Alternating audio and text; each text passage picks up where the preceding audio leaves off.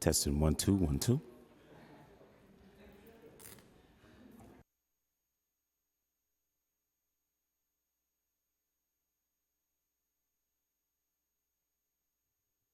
Hello, hello, hello.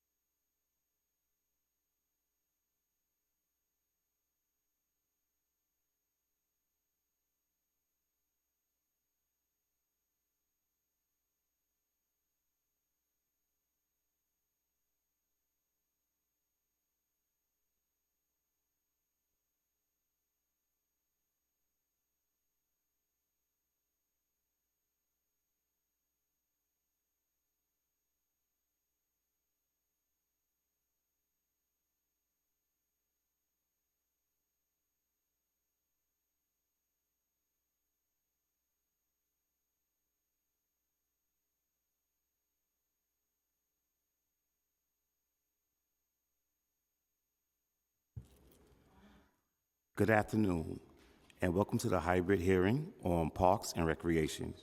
For council members and staff, please place all electronic devices to vibrate or silent. Testimony can be submitted to testimony@council.nyc.gov. Once again, that's testimony@council.nyc.gov. Chair, we are ready to begin. Thank you, Sergeant. Good afternoon, everyone. Thank you for joining our hearing today before the Council's Committee on Parks and Recreation. First, I would like to acknowledge my other colleagues who have joined us so far today, Councilmember Linda Lee, Councilmember Bob Holden. And are there any others joining virtually? No, right? Okay. No. All right. And we'll announce more as they come in. I'd like to first begin by reading an opening statement. Good afternoon. My name is Shekhar Krishnan. I'm the chair of the Committee on Parks and Recreation in our New York City Council. I'd like to welcome everyone who has come to participate in today's hearing on a crucial topic: how we can better maintain and enhance our city's tree canopy. The benefits of well-maintained trees are obvious. They improve water quality by filtering and diverting stormwater runoff, filter high-frequency noises, provide habitats for wildlife, mitigate the urban heat island effect, foster stronger connections with nature, keep the air cooler in warm weather, and provide better air quality by reducing the presence of many air pollutants. There are approximately 7 million trees in New York City, representing a tree canopy that covers approximately 21% of the entire city. The New York City Parks Tree Map has calculated some of the benefits that I mentioned before and found that, for example, each year, trees were responsible for intercepting 1 billion gallons of stormwater, conserving 649 million kilowatts per hour of energy, and removing 1 million pounds of air pollutants, among many other benefits. The most recent decennial tree census, completed by the Department of Parks and Recreation in 2016, determined that there are approximately 666,134 street trees located on 131,000 city blocks. The process involved in maintaining trees by the Parks Department has many facets. Briefly, the process includes a block-by-block pruning schedule, engaging nonprofit organizations to help plant, preserve, and protect trees, and an inspection process through the Park Inspection Program, or PIP, in which inspections on parks properties, including trees, are carried out routinely. Over recent years, the department's budget for maintenance has suffered ups and downs, as the pruning cycle had to be increased from once every 7 years to once every 15 years, and back once again to 7 years. With recent budgets, some of these funds have been restored, but issues still persist. For example, the 4 of the top 5 categories of parks-related 311 calls involve complaints about trees, including concerns over premature deaths to new trees, broken tree limbs, and sidewalk damage resulting from growing tree roots. Additionally, falling tree branches, many from trees that have been weakened due to severe weather, have raised serious concerns. Numerous incidents over the years have sadly occurred where severe injury and even death to bystanders resulted from being struck. This will be a major problem that needs to be addressed, as climate change is going to leave the city more vulnerable to more severe weather and storms, and city trees and the benefits we derive from them will increasingly be at risk if we don't maintain them in a small way. This all serves to highlight how crucial proper tree maintenance is to the quality of life and to the safety of all who live and visit this city.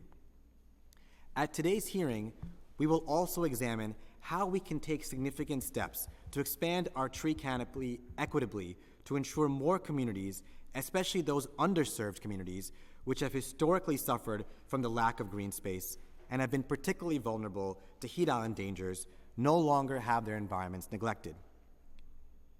In fact, studies have indicated that the urban forest is unevenly distributed, contributing to general inequity across communities. Generally, research shows that the most vulnerable communities, those with lower average incomes, higher proportions of people of color, and higher rankings on the Heat Vulnerability Index, tend to have lower tree canopy. And this is something that, as chair of the Committee on Parks, and all of us here on the Parks Committee, care deeply about. When we think about green space, it isn't just about expanding green space, it's about doing so from an equitable standpoint.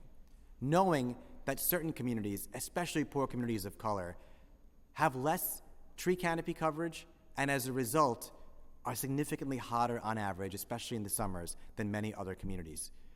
If we are to address the climate crisis in our city, which we must do, then we must acknowledge these deep-seated inequities and work to reverse them. In terms of where our city's trees are, the highest numbers of canopy cover is typically in areas with large parks and in neighborhoods that have lower population density levels. The lowest canopy cover was in heavily developed areas.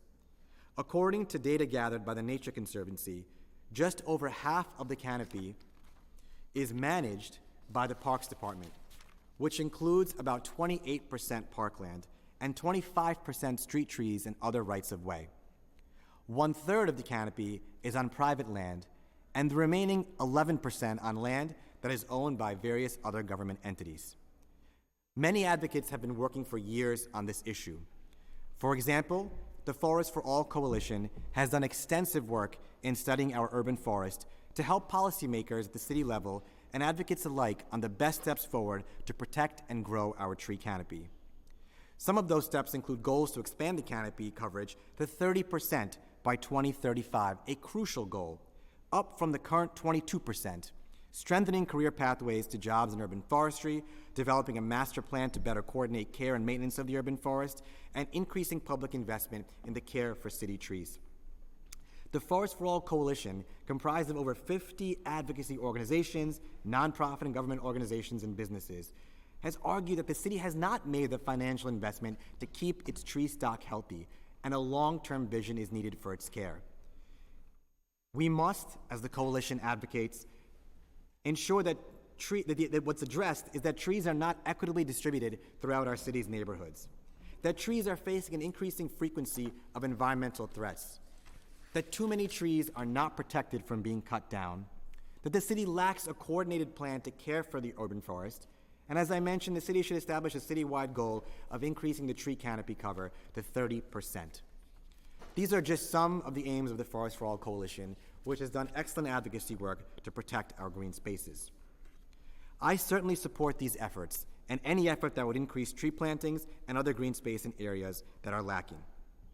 In addition to trees being an issue of climate justice, of racial justice, it is also an issue of public safety. Data has shown over and over again that investing in our trees just like investing in our communities, is one of the most effective ways to keep our communities safe. In fact, recent reporting has shown that in the Ida B. Wells housing project on the south side of Chicago, the investments in trees had a direct correlation with increased public safety. Using aerial photos and police crime reports, researchers calculated that in the Ida B. Wells projects, buildings still surrounded by lots of foliage saw 48% fewer property crimes on average and 56% fewer violent crimes than buildings with low levels of vegetation. When we think about community safety, when we think about investing in our neighborhoods, it means investing in everything. Our green spaces, and especially our trees. That is a core tenet of public safety in the way that I see it. I would like to make sure that this hearing is a call to action by policymakers to get serious in treating our tree stock as crucial infrastructure investments that must be supported with the proper resources and equitably distributed to all parts of the city. Our residents across all communities deserve no less, and the well-being of our environment, our health, our safety, our climate for each and every New Yorker depends on it. Thank you very much, and welcome to today's hearing. I also note that we've been joined by Council Members Marjorie Velasquez, Councilmember David Carr, and Councilmember Eric Dinowitz. Now, before we start today's hearing and delve into the topic at issue, first I'd like to thank our Parks Department for being here, our Commissioner Donahue for addressing us today too. Since you're here, and I know you're on a tight schedule as well, I'd like to take advantage of the opportunity before delving into today's topic to ask a few questions about an issue of pressing attention right now in our city, which is the city's lifeguard shortage. This is an issue. Oh, right, I have to swear you in. The lawyer forgets to swear the witness in. We're first, before we start, going to swear you in. Thank you, Chair Krishnan. I'm Chris Sartori, counsel to the Committee on Parks and Recreation. Before we begin, I'd like to remind everyone, including members of the public who are testifying remotely, that you will be on mute until you are called on to testify, when you will be unmuted by the host. So please listen for your name to be called. The first panelist to give testimony today will be from the Department of Parks and Recreation. Appearing today is Susan Donahue, Commissioner of the Department, Jennifer Greenfeld, Deputy Commissioner for Environment and Planning, Matt Jury, Director of Government Relations, and Ben Osborne, Chief of Forestry and Horticulture.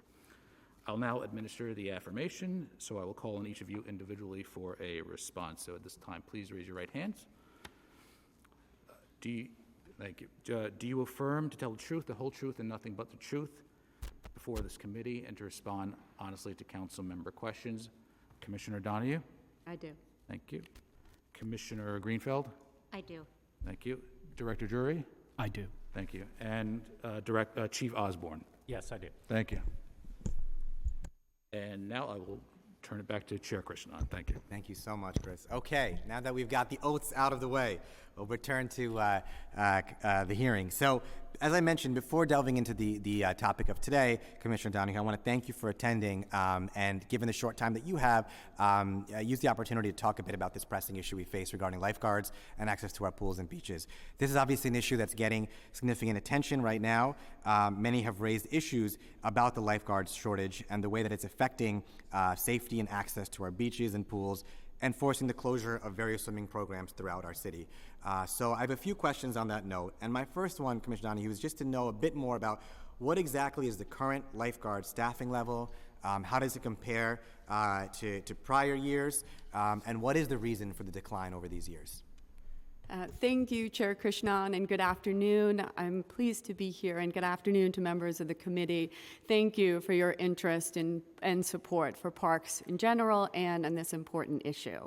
So as we all know, enjoying our beaches and pools is really a classic summertime experience in New York City, and I am so proud of our employees at the Parks Department who work tirelessly to make sure that millions of New Yorkers can enjoy safe, enjoyable, and cool recreational experiences at times like this during the summer when temperatures rise. I am pleased to say all of our city beaches are open, and as of today, we are also expecting to open all of our outdoor pools to New Yorkers next week. However, despite our best efforts, and as the chair said, there is no denying there are staffing levels today for our lifeguards that are significantly lower than any of us would like. Similar to what the entire country is experiencing, it has been a challenging lifeguard recruitment season. It is tough to recruit enough people who can pass our lifeguard requirements, and the pandemic continues to impact recruitment as well. This challenge, as we know, it's not unique to lifeguards, nor is it limited to New York City. This is part of a national economic trend that is deeply impacting every corner of the service industry, including air travel, hotels, restaurants, and retail, as well as other economic sectors. We are pleased to engage with the council. We want to discuss these challenges and also short and long-term solutions. But first and foremost, I have to acknowledge the tragic losses that have been suffered in recent weeks. And they are just a terrible reminder that we have to implore all New Yorkers, and with all of your help, I need the help, to implore all New Yorkers to please use extreme caution and good judgment and only swim in locations that are properly supervised by lifeguards. To answer your question, Chair Krishnan, typically, pre-COVID, we would average a total of between 1,400 and 1,500 lifeguards every year for our outdoor pools and beaches. Right now, we have just over 560 certified, but with more certifications on the way. We do continue to certify new lifeguards up until July 4th, and we're continuing to do that on a daily basis. And we do encourage, any lifeguards who are out there that can come in and be certified, we're encouraging them to do so. But to answer your question right now, that number is 561. 561. And just to clarify, historically in the past, it's been about 1,415 or 1,115 lifeguards? Exactly. Between 1,400 and 1,500 lifeguards. In 2020, obviously, with the pandemic, we went down to 740 lifeguards. In 2021, we had just over 1,000 lifeguards. So it has been a decreasing number over the last couple years. Thank you. And as you noted, too, this is obviously an area of deep concern, and the impact that it has on access, again, are disproportionate across communities as well. So given the situation that we face, and as I assume there's a training process for lifeguards as well, has the Parks Department and this administration explored other avenues to increase the number of lifeguards? One thing that stands out to me, for example, is lifeguard pay on average is a lot less than other parts of the country. There's been reporting on potential waivers or other ways to increase the capacity. So given the issues of wages, given the potential for other areas as well, what solutions is the Parks Department exploring to increase the number of lifeguards that we have for this summer? We are continuing to work with sister agencies and pursue all options. Lifeguard salaries and pay is not determined by the Parks Department. That is through negotiation between the Office of Labor Relations and the union, so we do not control pay, but we are working closely with other agencies and doing all we can, including just encouraging and recruiting and trying to get as many who are already returning lifeguards to come back and recertify. Okay, thank you. This is something, obviously, that is very important to me, to the council, to the Parks Committee, too, and something that we're monitoring very carefully and look forward. I know we've had a number of conversations about the issue. I know the different solutions and the scope of the problem, too. And this is something that, many of us will be closely monitoring and keeping an eye on, and I appreciate us being able to continue having our dialogue, too, with you directly and with all our parks and our offices to ensure we address this issue and ensure that we don't face this crisis again, too, because it is something that obviously is having an enormous impact right now on all of us as well. So thank you. At this moment, too, I'd like to turn it over to Deputy Commissioner Greenfield for the opening statement.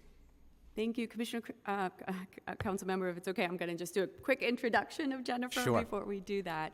But thank you, and we will continue. I do so appreciate your support and the support of the council, and we will continue, obviously, to work closely on this important issue. But turning over to the task at hand, I want to say good afternoon to members of the Parks Committee and other members of the City Council. I'm Sue Donahue, New York City Commissioner of Parks. I'm pleased to be joined today by Jennifer Greenfeld, our Deputy Commissioner for Environment and Planning, as well as our Director of Government Relations, Matt Drury. I want to start by noting our extreme appreciation for the Council's continuous advocacy for our city parks and for the resources and support it has provided for our forestry efforts. The urban canopy, as you've noted already, Chair Krishnan, is one of the most vital resources of the city, and it's most vital to ensuring that our neighborhoods are healthy and thriving. It provides numerous measurable benefits across our 5 boroughs, and I am very proud of the work our parkies do every day to grow and protect our city's trees. I'm very pleased to introduce to the Council our new Deputy Commissioner for Environment and Planning, Jennifer Greenfeld. Some of you may know Deputy Commissioner Greenfeld from her previous role as Assistant Commissioner for Forestry, Horticulture, and Natural Resources, and her leadership and years of experience at New York City Parks protecting our city's trees and forests has been invaluable.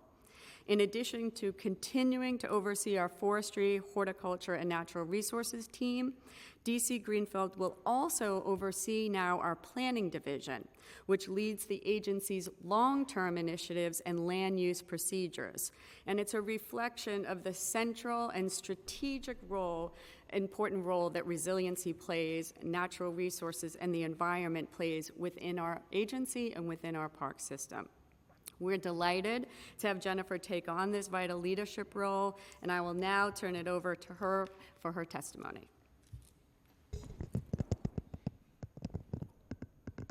Thank you, Commissioner Donahue, for the kind introduction, and thanks to the Council for convening today's hearing on this crucial and, I might say, one of my favorite topics. My name is Jennifer Greenfeld, Deputy Commissioner for Environment and Planning at NYC Parks. I want to start by echoing the Commissioner's appreciation for the Council's support for our urban tree canopy. Our trees provide a wide variety of benefits to our 5 boroughs, including improving human health and well-being, something I'm sure we can agree has been of utmost importance to New York City as it slowly recovers from the COVID-19 pandemic. In my testimony today, I will characterize the portion of the New York City tree canopy that's managed by New York City Parks. I'll talk about this administration's work to expand and care for the urban forest and provide a snapshot of some of our strong partners supporting the work. NYC's 42,656 acres of tree canopy is a full 22% of the city's land cover and is best defined as you can imagine as the cover or the shade provided by the city's trees. We're excited to report that the city's canopy grew by 3,252 acres from 2010 to 2017. New York City Parks is responsible for just over half of the city's tree canopy, as the chair mentioned earlier, about 22,000 acres. Within that portfolio, NYC Parks manages 7,300 acres of natural area forests, over 4 million trees, over 156,000 trees in sort of the actively landscaped used areas of the park, of our parks, and over 666,000 trees that are growing along the street.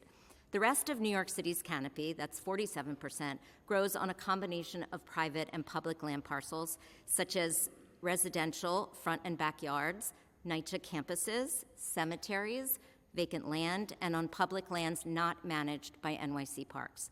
This robust urban forest provides an incredible array of environmental, social, and economic benefits, which you already heard about, such as cleaning and cooling the air, reducing stormwater runoff, shading buildings, conserving energy by reducing heating and cooling costs, traffic calming, protecting city pavement from rain and sun, noise mitigation, increasing property values, and, as I mentioned before, human health and well-being.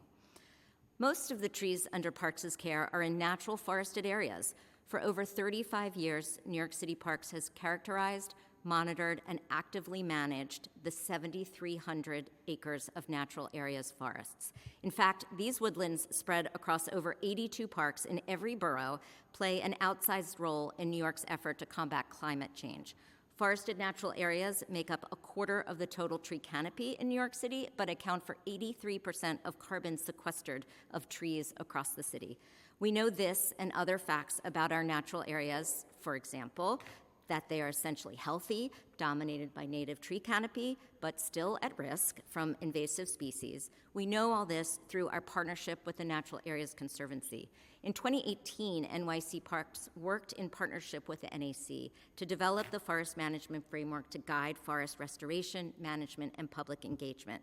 Thanks in large part to the generous support of the City Council through the annual Playfair funding, Parks has cared for 2,200 acres of natural areas across 60 parks, including over 500 acres in areas that had not been cared for in the past 10 years.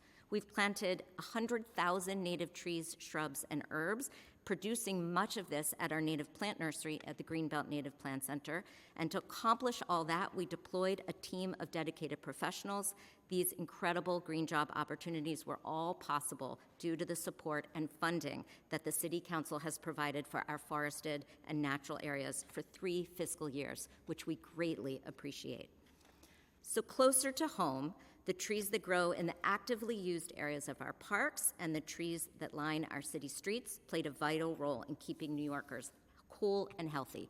The latest park and tree census tells us that this population is healthy, it's growing, and it's diversifying over time. The trees along the streets are more and more spread out across every neighborhood, slowly reversing historical disinvestment in underserved neighborhoods. This administration is investing in the further expansion of New York City's street tree canopy, adding over $136 million in tree planting funds over the next 4 years. That's the highest funding level for tree planting in over 5 years, allowing us to plant 20,000 trees annually. All New Yorkers deserve to enjoy the benefits provided by trees, so our planting programs take an equitable approach, prioritizing neighborhoods suffering from extreme heat that have not been well served in the past, as well as planting trees where requested by local New Yorkers. As many of you are aware, in recent years we have faced significant challenges represented by the high cost of planting trees, very much in line with other increasing construction costs around the city. To address this, Parks has introduced several new approaches, including bidding higher value and longer contracts to attract some of the larger construction companies, as well as smaller and geographically limited contracts to attract smaller vendors. We're particularly optimistic and proud regarding our efforts to attract new MWBE contractors and are hopeful that these efforts, along with the newly authorized ability to increase the value of MWBE special procurements, will build upon these encouraging initial results and allow us to deliver more value with taxpayer dollars. As important as it is to plant new trees, it is equally important that we maintain our existing trees and preserve the vital benefits. The most marked increase in tree canopy actually comes from the natural growth of existing trees. In fact, our partners at the Nycc Conservancy identified that up to 87% of that canopy growth that I talked about earlier between 2010 and 2017 was from the growth of existing trees, not from planting new trees. So just as equity shapes our strategic approach to planting, it is also central to our approach to caring for trees, growing along our streets and in the active areas of our parks, such as playgrounds, sports fields, and picnic areas. In caring for our trees, we utilize a risk management approach to prioritize the conditions that present the most risk to New Yorkers and address those immediately. This involves a rigorous inspection program by some of the most qualified and credentialed foresters in the country, accompanied by responsive in-house crews, along with contractors who focus on proactive maintenance, including pest and disease control, tree preservation during sidewalk repair, and neighborhood block pruning. Following some temporary COVID-related reductions in FY 20 and 21, I am pleased to report that baseline levels of annual funding have been restored for our block pruning program, which will allow us to maintain a professionally recommended pruning cycle of 7 years. I also want to remind the council of the great tools, one of which Chair Krishnan mentioned already, that we have to communicate information about the urban forest. These include the popular online tree map, where you can learn about the tree on your street, from which you can submit a service request. There's also the Tree Work Hub that maps and lists exact address of planned and completed work. And in addition, the ever-expanding maps of formalized trail networks in parks as natural areas. Just this June 4th, in celebration of National Trails Day, we added 4 new trail maps online, including the extensive network in the Greenbelt, bringing our online maps to 21, making parks' 300 miles of nature trails even more accessible to New Yorkers. The success of our continuously improving canopy would not be possible without the diligent work of our numerous park stewards and volunteer groups who generously donate their time and energy to looking after our trees. New York City Parks has worked hard to encourage a culture of caring for trees and actively involve New Yorkers in that process. Our stewardship team provides support for New Yorkers to care for street trees, natural areas, and trails. We held almost 150 volunteer events for tree care last fiscal year. While helping to maintain the vulnerable resources, these events also provide a chance for residents to actively engage in the care of their city and to have fun and get a great workout while doing it. And lastly, we again want to acknowledge the continued support of the council, which has generously helped provide dedicated funding for tree guards, tree plantings, repairing sidewalks damaged by trees, and stump removal. We also want to recognize the advocacy of the Forest for All Coalition and the Playfair Coalition, which led to the funding which has contributed directly to the previously mentioned forest management framework and other important investments in tree planting and tree care. I thank you for the opportunity to allow me to testify here today, and I look forward to answering any questions you may have. Thank you. Thank you so much, Deputy Commissioner Greenfield. Just a couple housekeeping items before we go into questions. We've also been joined by Councilmember Mercedes Nycc, Councilmember Francisco Moya, and Councilmember Sandra Ung. So thank you all for joining us. One more thing I wanted to note as well, I would ask all my colleagues, I wanted to take the opportunity while Commissioner Donahue was here briefly to ask questions about the pressing issues of lifeguards, but the topic of today's hearing is on the tree canopy, and the witnesses here are here to testify about it. So I'd ask you all to please keep your questions focused to their areas of expertise, which is on the tree canopy and tree coverage in our city. With that note, let's get started. Again, thank you, Deputy Commissioner, for your testimony. My first question for you all is what is exactly the Department of Parks budget current allocation for overall tree maintenance for the current fiscal year? Thank you very much for that question. For tree maintenance, the budget is around almost $27 million. Got it, okay. And that's for the fiscal year ending? Starting this Starting July. on July 1st, right, okay. Fiscal year 23. 27 million, right? Yes. Okay, and I want to point out also that this is the largest Parks Department budget in the history of the city. So I am glad to hear that more resources will be allocated towards tree maintenance and coverage as well. That was something that was important to me to keep fighting for too. Now, I think some of our questions go towards understanding more the process of tree care in our city. And so when it comes to pruning, how much pruning is done by parks in-house versus using contractors? Thank you very much for that question. About 70% of the pruning is done by contractors, the rest by our in-house crews. And give me 1 second. I know the number of trees that we've pruned over the year. It's around 70. Somebody have that number?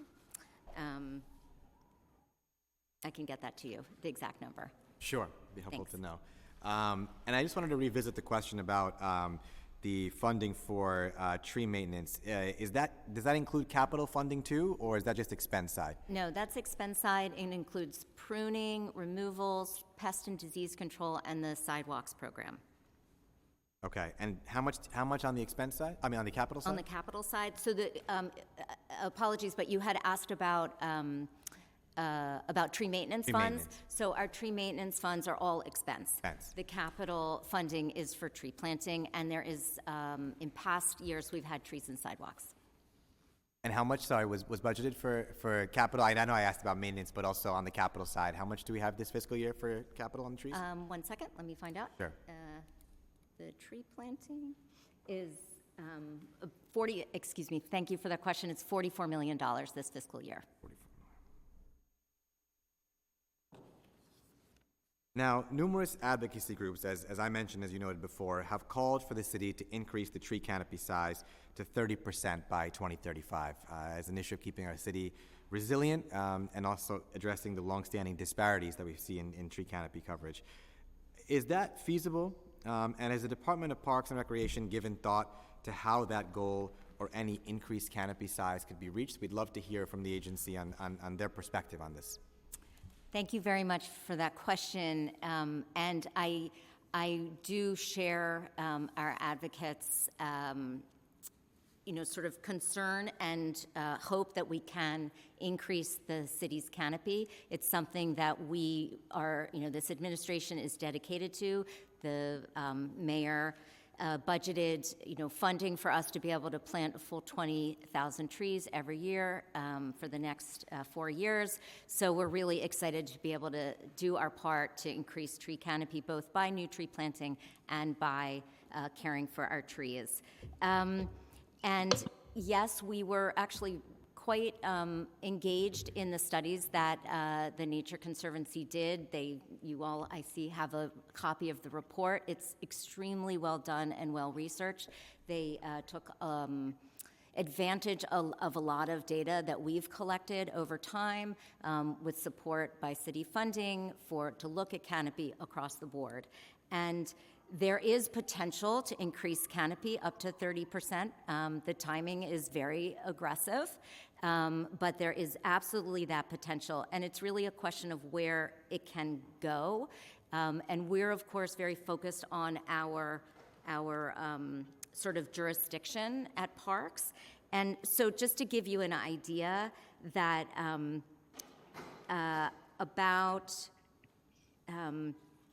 hold on 1 second. So the current tree canopy cover in parkland is 47%, right? So while it is 22% across the city, if you just look at parkland, it's 47%.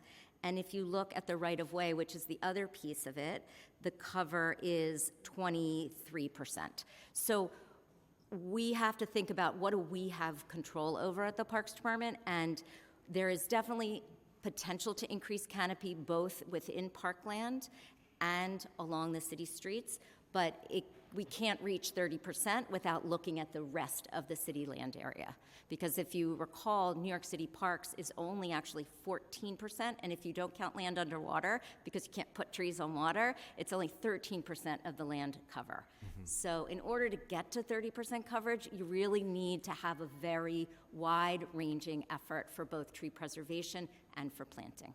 And so just on that point, so how can how can parks work to achieve that goal? If there's some things that are under the jurisdiction of parks, there are other pieces that may not be, but they obviously affect the overall comprehensive vision that's crucial for us to achieve. Are there strategies that parks has considered about how to address that overall? Thank you for that question. We absolutely think about it. We think about it all the time. When you look at the increase between 2010 and 2017, the greatest amount of increase that you saw in that sort of added canopy was actually in the public right-of-way. And we believe that's because we have done such a good job at both planting new trees and protecting the ones we have, and we'll continue to do that through our tree maintenance programs, through protection. The Trees and Sidewalk program is an important way of saving some of our larger trees, and those larger trees are the ones that have the greatest benefits. Now, one thing that I've mentioned as well, and really as a focus of this committee too, is the equitable distribution of our tree canopy, and making sure that we are looking at it through that lens, looking at our most heat vulnerable communities, making sure they receive their fair share of environmental benefits that larger tree numbers provide. And I just wanted to go through two charts or maps of data that our Council Parks Committee staff have put together that are just very powerfully convey how these inequities play out.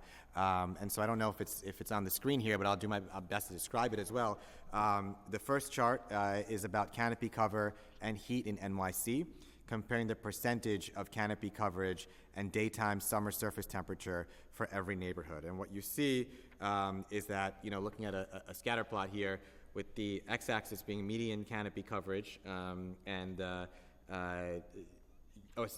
median canopy coverage and where that stands compared to, on the y-axis of temperature, you see all the different neighborhoods and areas and how they compare to the median, both in terms of canopy coverage and the median in terms of temperature in our city.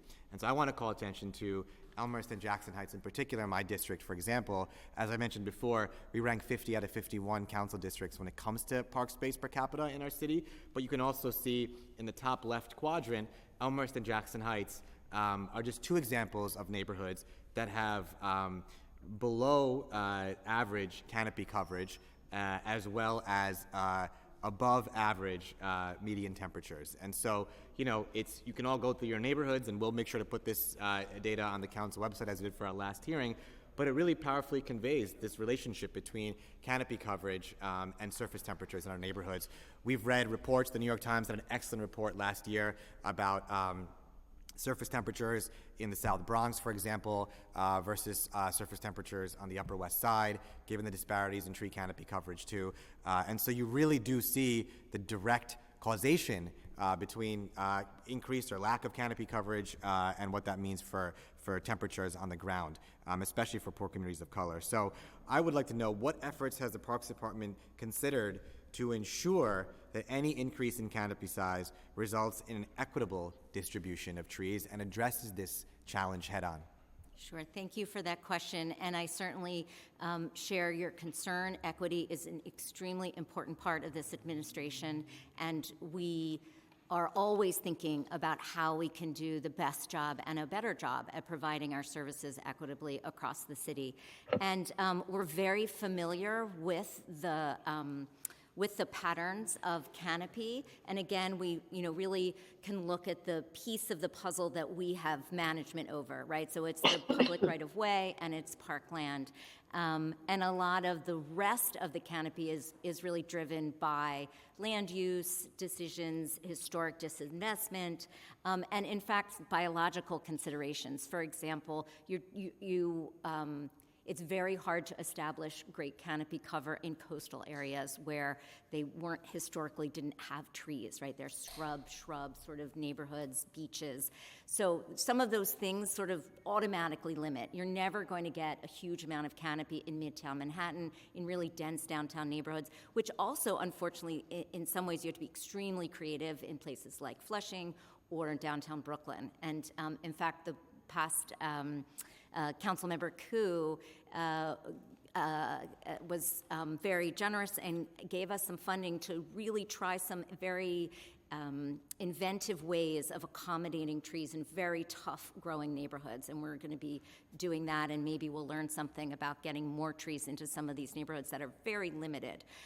In terms of what we typically do, and I'll just say one other thing, is that we're very well aware of the inequity, because what we do is we also look at where service requests come from. And historically, the city had, for a very long time, planted trees only where people requested them. And when you map those requests, you see why, one reason we have this inequitable distribution. So we knew we had to do something about that. We couldn't just wait for people to request trees. It's not always top of mind for every New Yorker.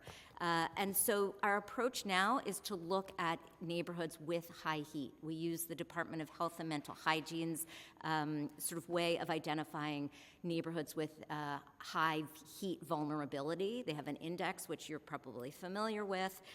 It's based on residents receiving public assistance. So it's it's not just about heat. It's looking at social and economic factors, percentage of non-Hispanic Black residents, average surface temperature, so that is part of it, and also the percentage of households with air conditioning. So they take those, this is again not the Parks Department, these are the experts in public health. They take that information, they have mapped the city based on this information, and each neighborhood has a ranking from 1 to 5, 5 being the highest vulnerable, most vulnerable neighborhoods. And so we start with 5, and that's where we are. It's called HVI, Heat Vulnerability Index. And so all the neighborhoods under HVI 5 are where we're targeting our discretionary funds. So not things that are like a council member gives us for your district, though you always go into your district, but the discretionary funds are first go to these HVI 5 neighborhoods, and now with the new funding that we've just received, we'll be able to reach through all of HVI 4 neighborhoods as well.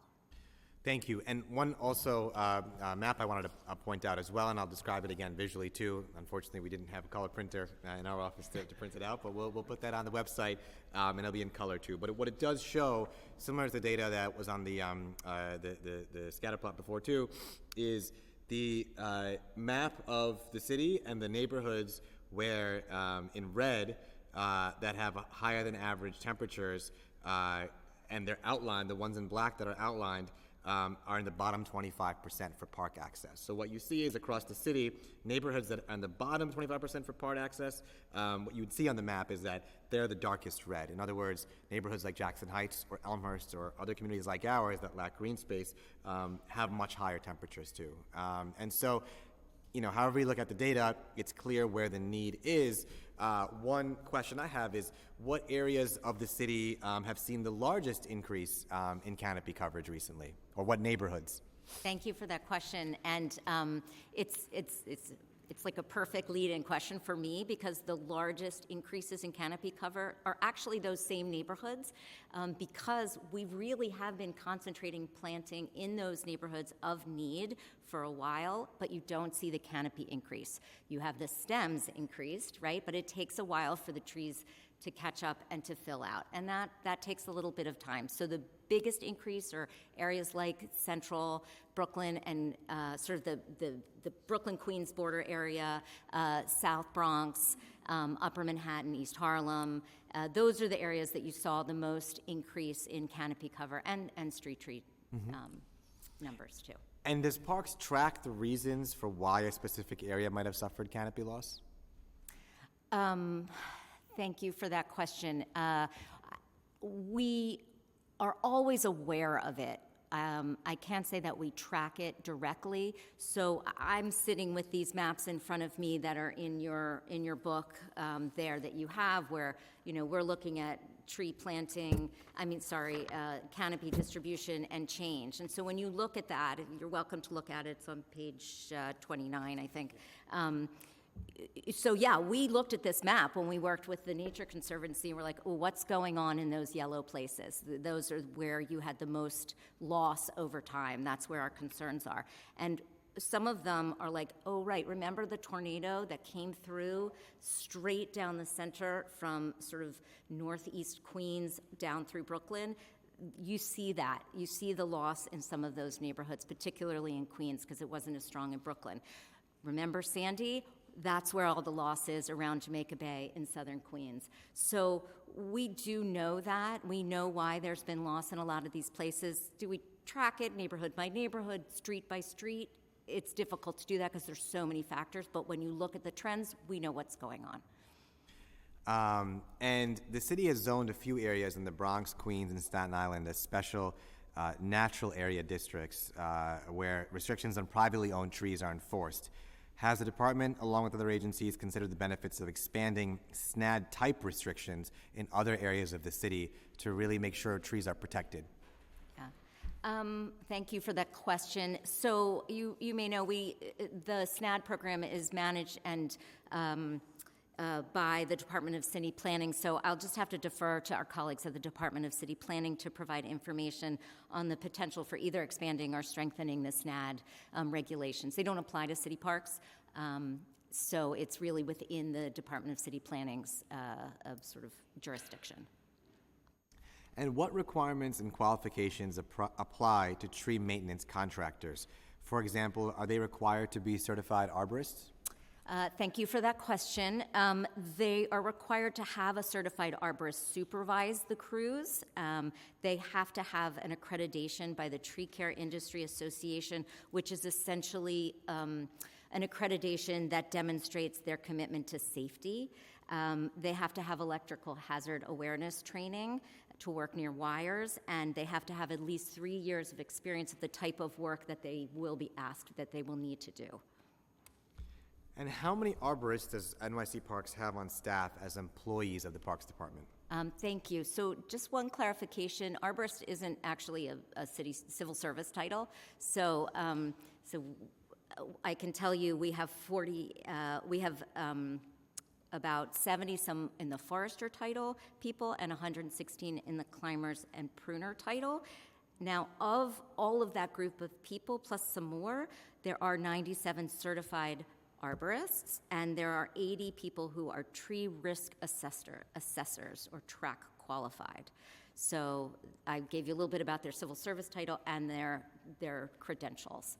And the International Society of Arboriculture is very protective over their information. They're the credentialing group, but I can pretty much tell you I don't think there's another city that has that many people working for them who are certified arborists and track qualified. And one thing we spoke about before was how I think the stat was 4 out of the top 5 311 complaints were about trees. So how are and that was an interesting fact to me, but a very significant one. So how are 311 complaints regarding trees treated? If a tree was just pruned 2 years ago, does the complaint have to wait until the next pruning cycle to be addressed? Thank you for that question. We absolutely, making sure we respond to requests that really present a risk to the public is very important to us. And the things that we look for is that the direct answer is no. We look at each individual service request for what that service request is telling us. We're looking for keywords like hanging limb, trees down, split wood, blocking traffic signs, leaning. So it doesn't matter when we looked at your tree before or if it was block pruned on a regular pruning cycle. If one of those keywords is there, we're going out to inspect that tree. And just backing up for a second, because I do feel like this is something that, it comes up a lot, which is, what is the cycle overall for addressing trees and tree maintenance?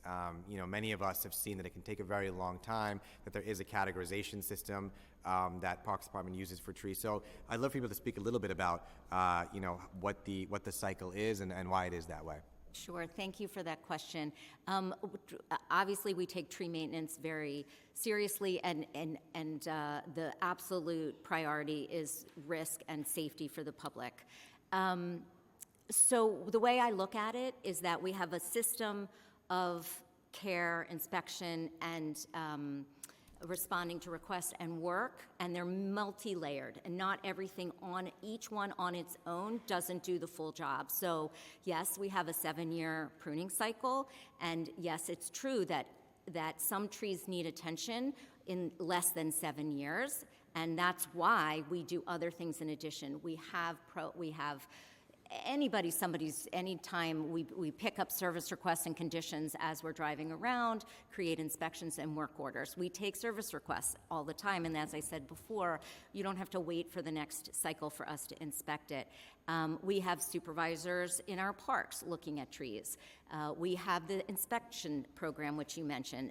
They're all looking at trees, and all of this is sort of feeding this information to our professional staff to then decide to inspect the trees and then determine the level of risk that they pose to the public. And it's a very quantifiable process. We've adapted from the International Society of Arboriculture, from ISA, Tree Risk Management Program, that helps us sort of triage and determine which ones we need to get to the fastest with the best resources we have. And is there currently a backlog of tree complaints that need to be addressed? There are, thank you for that question. Let me just give you a sense of what we look at every year. Not counting tree planting requests, we receive on average, this is sort of a 5-year average, 80,000 service requests a year for trees. We inspect 111,000 trees every year, and these are all kinds of inspections by qualified inspectors, and we complete almost 100,000 work orders a year. It's a huge volume that is constantly coming in and going out and being acted on. Some we do determine has to wait for the block pruning cycle, and some we know needs to be addressed right away, and that's really the expertise of our in-house crews. Did the latest tree census count the number of dead trees? If so, how does that number compare with recent years? Thank you for that question. So the tree census, as you say, is as you know, it's like the U.S. population census, and it's a great snapshot in time. And that's the number I always like to use. At that time, we identified it's about 2% of the street tree population was standing dead, and that's about 13,000 trees. It's not an unusual number for a population, and and we don't have an exact number at this moment in time. So it's just like the census. I can't tell you how many people live in between in your neighborhood because it's always a moving target. And I think that's the best way to look at it. So at the time, which was at the end of 2016, we had 13,000 trees that were dead. I think that's one of the things that comes up a bunch in our communities too, is that when there are dead trees, to ensure that we're able to get them addressed and taken care of as quickly as possible. Does the Parks Department engage various communities when deciding what the optimal locations and the types of trees that are planted? I've personally worked with constituents too, where there are trees that go in, that we actually wanted other ones in there, other kinds of plantings. And so ensuring that we've got a really good and tight-knit community process so that we know communities can express what they know to be, and especially in my district, for example, we've got some really good advocacy groups that are part of the Forest for All Coalition that focus on trees, like the Jackson Heights Beautification Group and others. How do we ensure that the local expertise and perspective on the locations and the types of trees that are planted is accounted for in the process when DPR decides what trees and where to plant them? Sure. Thank you very much for that question. And we definitely appreciate the attention that communities pay to our trees. We can't be the eyes and ears, really eyes, they're not really talking to us, for every single tree in the city. So we really welcome people's participation. And anytime somebody submits a service request for a tree, they can suggest a species for us to consider, tell us what they want. So in that way, an individual request, we absolutely take that into account. So there are also a number of considerations that we're looking at as foresters, identifying and matching the tree to the location. First and foremost, we want that tree to survive. So you have to pick a tree, and this is based on data and our experience. We track the mortality of our trees. We know what lives and what doesn't live, in which circumstance. So you've got to choose a tree that you know will live. The second thing we do is we choose the tree that will provide the most ecological benefits. And the bigger the tree, when it's mature, the better. The more services it provides, right? The more shade. And so that's the second thing we look at. We try to pick the biggest tree that's appropriate for that space. We don't plant large trees under wires. We look at how narrow the space is. It's all about the space. And then we have to think of the ecological sort of conditions. Like I said, in coastal areas, some things are not going to live, no matter how much somebody wants to see that species of tree. And that's sort of where the community participation comes in, where we appreciate it, but we know it's not going to live, and we can't plant that tree there. And in fact, we've come up with a whole new way of looking at how, in particular, how to select species in coastal areas. So you have that, and you have to look at the design. So you have in LA, a median with all cherry trees. We're going to try to replace it so the design still maintains some cohesiveness. And then the other thing that we look at, that again, as much as we do appreciate community input, is we have to look at the entire urban forest. And we really have to think about how we can diversify the species across the board. And sometimes that means we know what's going on in that community, or we know what's going on in a neighboring neighborhood, and we just have to limit some species that are very, very popular, because we don't want to end up in a situation like we did years ago in the 30s with Dutch elm disease, where we really lost a significant population of trees in cities. So, and there's one more thing I was going to mention, is that in terms of species, one improvement that we have made is that we used to be subject to market conditions. So that often is something that limits, like, what can you find in the nursery? And it's been about, I don't know, 10 or 15 years now that we've had contracts directly with the growers. So we really have a lot more influence on what they grow what we tell them to grow. And so we're not as constrained on that. Mm-hmm. Well, I'd always encourage parks to keep communicating more closely with neighborhoods too, so that we make sure that what's planted before it's planted also reflects that local input as well. And encourage you to keep thinking of new ways to do so and to reach out as well. I've got a couple more questions, but I'm actually going to turn it over to my colleagues first, and I'll come back on a second round for those. But before getting started on my colleagues' questions, I just want to also recognize that we've been joined by Councilmember Lincoln Ressler and Minority Leader Joe Borelli. And on that note, I'll turn it over to my colleagues to ask questions. We can start with Councilmember Holden. All right, thank you, Chair, and thank you, Commissioner. Welcome. Thank you for your testimony. And just for somebody who's been around in civic life and working with parks since the 1980s, I've always felt that the parks is their own worst enemy in planting trees. And I'm going to tell you why. You mentioned one of them, where in the 80s and early 90s, we had to have homeowners fill out a form if they wanted the tree in front of their home. And if they didn't want it, it wasn't planted. And I always was against that. I said, this is not their land, by the way. It's the city's. The space, the strip at the curb is the city's space. And it's really for future generations too. Where, when we plant a tree, it's for the next homeowner on that block or residents in the future. Otherwise, we wouldn't get anywhere. So we did have residents, and the Parks Department kind of followed that until sometime in the mid-90s when I said, enough's enough. I'm going to survey and put in requests, even if I have to do it for my organization for that particular property. And we got hundreds of trees planted. However, they didn't plant them correctly. They boxed them into smaller spaces, and then they bricked in front of my house. They planted a beautiful flowering pear, and then just put cobblestones around the whole thing, and it couldn't get water. So I would have to water the heck out of it to get any water in there. In hindsight, I should have picked it up, but it died within 4 years. And it's been dead for 4 years. And I still have a stump in the ground that I can't get removed as a council member. It's unbelievable. Homeowners face the same thing. In fact, it's going to be double the weight. I have tree stumps everywhere. So whatever we're doing with trees, historically, we failed in the city of New York. We planted trees where they shouldn't have been planted, or they should have had more space. They should have had more ground, soil, rather than boxing them in. And we planted the wrong ones often, too. So I just don't get it why we keep making these same mistakes. I see it's better now. Maybe that's, to you or a testament to the Parks Department. They figured it out a little bit better.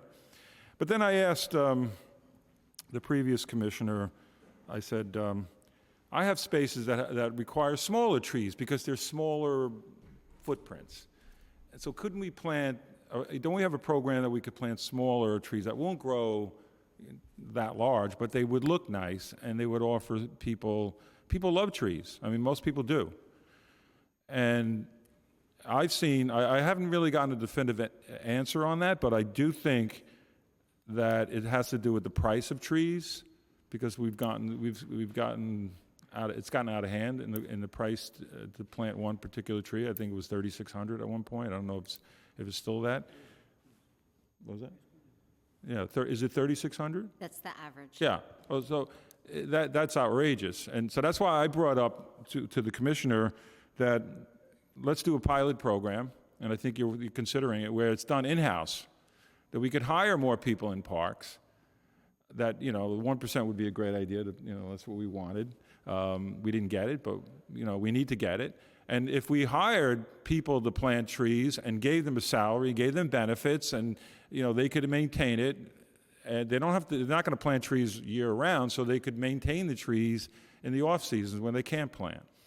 So it seems like a viable, rather than getting this extorted price of $3,600 to plant each tree, and then it still doesn't, and we still don't maintain the ones we have. Because we had a recent windy day in my district, and I lost dozens of trees, and to the form of like they're split in half. And then every tree that comes down, or every part of the tree that comes down, you can see rot inside. And I had microbursts in my neighborhood because we're 100 feet above sea level in my district, most of the district. We've had storms. We had everything. I had tornadoes years ago that we, a microburst is a downward tornado, and we lost thousands of trees then, and we never recovered. And again, if my neighborhood is going to be put on the end of the list because we do have a decent tree canopy, it's just we're going to spin our wheels. So I'm putting extra money into my budget to try to get the stumps removed, try to get the trees pruned. But if you go into Juniper Valley Park right now, you'll see a tree that was cut in half by just a windy day. And you can see the tree was lopsided. You could see it should have been pruned. And I think in parks, especially where a lot of people congregate and a lot of people use, we need to give that a priority to prune those trees, because they can kill people. They have killed people in the past when they come down. So, sorry, 1 second. Just the trees that we're seeing that we really can't take care of. So planting 20,000 trees is a drop in the bucket, I think, in a particular year, considering all the storms we've had in the city of New York. So we have to fight to get more money for the trees, but we really have to do a better job in taking care of the ones we have also. Thank you. Thank you, Chair. Next, we've got Minority Leader Borelli.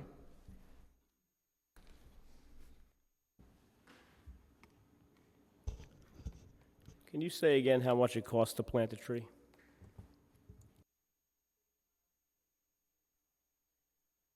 Sorry, citywide, it's $3,600. In Staten Island, the average is considerably less. I'll get that for you. Do you know how much it costs to plant a tree by the city of Jersey City, just across the Hudson River? No, please. You want to take a guess? I'll let you. Thank you. It costs $500, according to their 2018 guide. They estimate their cost per tree, which is passed on to homeowners in Jersey City, $500 per tree. That's a 3-inch caliper tree, a standard one that we use.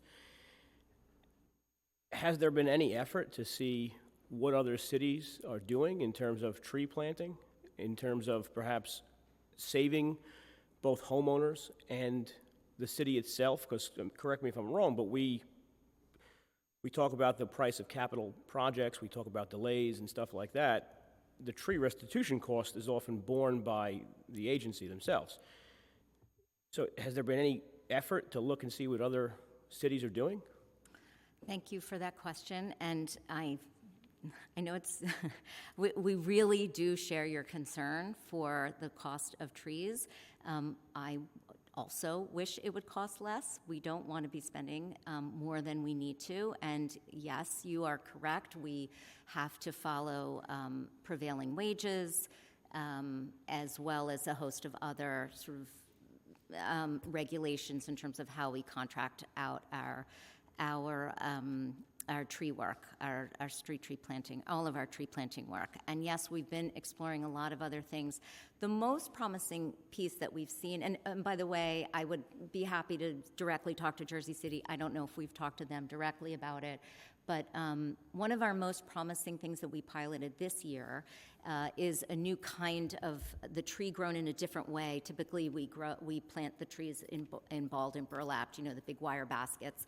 And there's a newish a newish technology where the trees are grown in these bags. They're called grow bags, and and they are lighter weight, so that means you don't need the same amount of equipment to move them around. You can fit more on a truck, so that means you have fewer things you can do more in a day, for example. And we piloted that this year. We did it in a bunch of different ways. Big picture. Big picture. Sorry. Yeah. Can you think of anything else that the Parks Department or my other friends on the panel have lengthy experience in government? Can you think of anything else that we pay 7 times the amount that the same service, and by the way, it is the same service.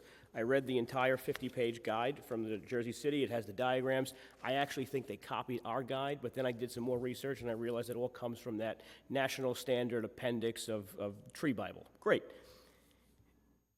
Can we think of any other example where New York City pays 7 times the amount that an adjacent municipality pays for a service? It's not an expertise of mine. I'm not aware. I can't think of any. Can Jersey City plant our trees? Excuse me? Sorry, I didn't hear. Can Jersey City plant our, I'm not even joking. Can we contract Jersey City to plant our trees, give them the $20 toll, and is it possible? It's a And good they respond question. to an RFP, I guess is the question. I think some of our contractors do come from New Jersey. Okay. I mean, at $3,600, can I sell you my backyard tree for $1,800? Like now I'm kidding. I'm sorry to be a bit tongue-in-cheek, but the cost of replacing all 666,134 street trees that would be under the city's jurisdiction in full is $2.4 billion, and that's a cost that we'll have to bear in 2021 dollars, 2022 dollars, I forget what year it is. Obviously, we're not going to come anywhere close to that because we're only replanting, I think you said about 20,000 per year. I guess my point is, do you see the bigger picture in that if the cost of replacing these trees was lower, or we had better contractors, or we did it in-house, or we did it through volunteer programs, or we made it a little bit simpler for people to plant a tree on their own, because one of the complaints I've gotten from just home builders is that when they plant a tree and a single twig is broken, the tree police come and they give them thousands of dollars in violations. I think all of these things collectively add up to our problem, and the cost is a major part of that problem, and if the cost was lower, we'd have a better tree policy overall. Thank you. Thank you, Minority Leader. Before we go to the next question, I just wanted to point out to everyone, to all my colleagues, that we've got 2 books here as well by the Nycc Conservancy and supported by the Forest for All Coalition about the urban forest agenda. I encourage you all to look through it, as it has some really important information and data about the importance of our tree canopy and expanding tree canopy coverage, especially in communities that need it. So just wanted to mention that, and also mention that we've been joined by Councilmember Julie Menon as well. And now our next set of questions are by Councilmember Nycc. Good afternoon. Thank you for being here. And I want to say thank you to the Commissioner, Sue Donahue. She's a very beautiful person. We spent some time together. And I have to let you know that you're in a friendly territory. Because when I'm with the city council members, all my colleagues, all we talk about is the trees. And I have to let you know that I'm from Canarsie area, where Sandy devastated all our trees. I used to live in a tree-lined street. Now it's not. We can barely see a tree. It's difficult for me, like my colleagues, I was thinking about the cost, because we have to be cost-effective and responsible for the taxpayers. And I have 35, now I'm hearing 36 per tree, because I had 35, maybe I saw it somewhere. It's 35 I don't know where, but I think I read it somewhere. But anyway, beside the point, it's still a lot of money. But when you're talking about wages, I hope it goes to black and brown communities so we can bring some equity to the city. But having said that, if we plant the trees and for that price and they die, 1 out of 10, 2, I'm saying 1, it's 2. Probably 1 out of 10 of the new trees are dying. What can we do to make sure that if we spend that much money, our trees are not dying? What can the community do to support?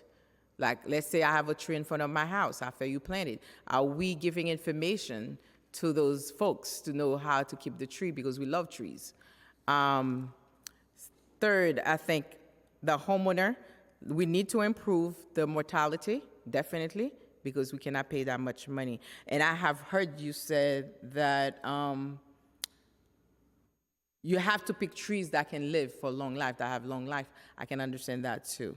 So any other question that I have? I think some of them already asked by my colleagues, but I have to let you know that we work hard and we still want that $1 billion because we need the environment equity we're talking about, because what happened during the height of the pandemic, that we realized a lot of folks did not have backyard, did not have a place to go, and our park become the catering hall, the kids playing, so we appreciate it. So keep on doing the good job, but we have to improve in terms of the money, the tax dollars that we're spending.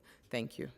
Thank you very much, Councilmember Narcisse, and thank you so much for your support for trees, and nice to know that we're in friendly territory. Appreciate your support. And I believe one question you asked was about what to do if when you see a newly planted tree that's not surviving, and those trees are under guarantees. So as soon as you see it, we really encourage you to call 311 and report it, so then we can make sure the contractor is held responsible. We do also inspect everything before they're let off the hook for the guarantee, but please let us know if you see it, so we can get the contractor to replace it in it would be in the next planting season. I assume that's what we can do to increase the livelihood of the trees that we love so much to keep it. Exactly, for the newer trees that are planted, yes. So I appreciate you. So let's continue planting the trees. So what can we do right now in the areas that used to have trees, but with Sandy, we lost those trees? What can we do to get those trees back? Yeah, thank you for that question. We'll take a look. We'll see what our plans are in your neighborhood and let you know to see how we're approaching planting in that neighborhood. I guess for now, if I forget, maybe I'll have a chance to come back. But for now, thank you so much. I appreciate it. Thank you. Thank you, Councilmember Narcisse. Our next set of questions is by Councilmember Dinowitz. Thank you. First of all, I want to be the first to say it. Parks should have 2% of the city budget. I'm going to be the first to say it, and we're going to work to that. That's how we move the goalpost. That's right. That's right. I want to thank you for coming. I always say Parks is one of my favorite agencies. With the reality is your budget is not enough. And with that, I know at least with my office, you are very responsive. Everyone loves our parks. Our parks are for everyone. And, Council Chair Krishnan outlined the importance of our parks, of our tree canopy. I want to go back to something you were talking about, which is the heat, the temperature, because I agree we should be planting trees based on where they're needed. It is not always the case that people who in neighborhoods with high heat indexes are going to call 311 and request the trees to the same extent as other neighborhoods. So I looked at the map of where the trees have been planted and where they're going to be planted. The Bronx. So I want to talk about the Bronx because that's where I represent. My neighborhoods of Woodlawn, Wakefield, Norwood, and Bedford Park, according to the city website, are rated 4 out of 5 for the heat index, which is almost the worst they could be. Mm-hmm. And so when I looked at the map, what I noticed that there are a lot of orange circles, and what that means is that trees are planned to be planted there. And what it says is planned to be done by May 31st, 2022, which is passed. So I just want to highlight that I don't know if I'm asking first about keeping to the schedule, but the second thing is about that equity, because I looked at other parts of the map, and while I have a lot of orange circles, there are a lot of green circles in other boroughs where their heat index number is 3 or 2 or 1. And so while I value and appreciate talking about planting trees when they're needed, it doesn't appear, based on your data, that is the work that is being done. The work does not reflect that value that I think we both share. So what is the status of getting more trees in the 3 neighborhoods I mentioned, but of course other neighborhoods that are 4s and 5s? What is the timeline for planting trees? And one thing I would suggest that your website does not show is if a request was made, when the request was made, because that would give us in public office a better understanding of the timeline of things. And I would I'll front load all my questions if you don't mind. Tree stumps. Are we talking about tree stumps? I know no lifeguards, but we could talk about tree stumps. Same thing about the map. There were requests that my office made on Bailey Avenue specifically, and they don't appear even on the map. And this was a request made multiple times roughly a year ago. So if you could first address the issue with planting trees in the high heat index areas, and then we'll talk about tree stumps, please. Sure. Thank Thank you you very much for your question. I appreciate the attention to trees and your support for trees at parks. Okay, let's see if I can start with the planting. What you see on the tree, not the tree map, I know the Tree Work Hub. So I did mention that the 2 main ways we plant trees are based on the HVI program, the equity program, and requests. But there's actually and I also mentioned electeds who give us specific planting for their neighborhoods. There's actually another sort of category of tree planting that we do, and that's planting that's required through sort of legal requirements. So as you know, there's tree replacement laws, and so people have the ability to either plant or pay the Parks Department to plant. So those trees we plant, and it doesn't matter whether they're an HVI or not, we plant them where the tree was removed. As well as trees for new buildings, right? So if for part of zoning, you're required to plant trees, and you could choose to plant them, or you could choose to pay us to. And again, we plant where that building was built, not regardless of where it is. So you may be seeing that pattern, and we're happy to kind of give you an idea of how it breaks down, but that's not money that's allocated by the city government. That comes in for a very specific reason from the private sector, and we have restrictions of where we can plant those trees.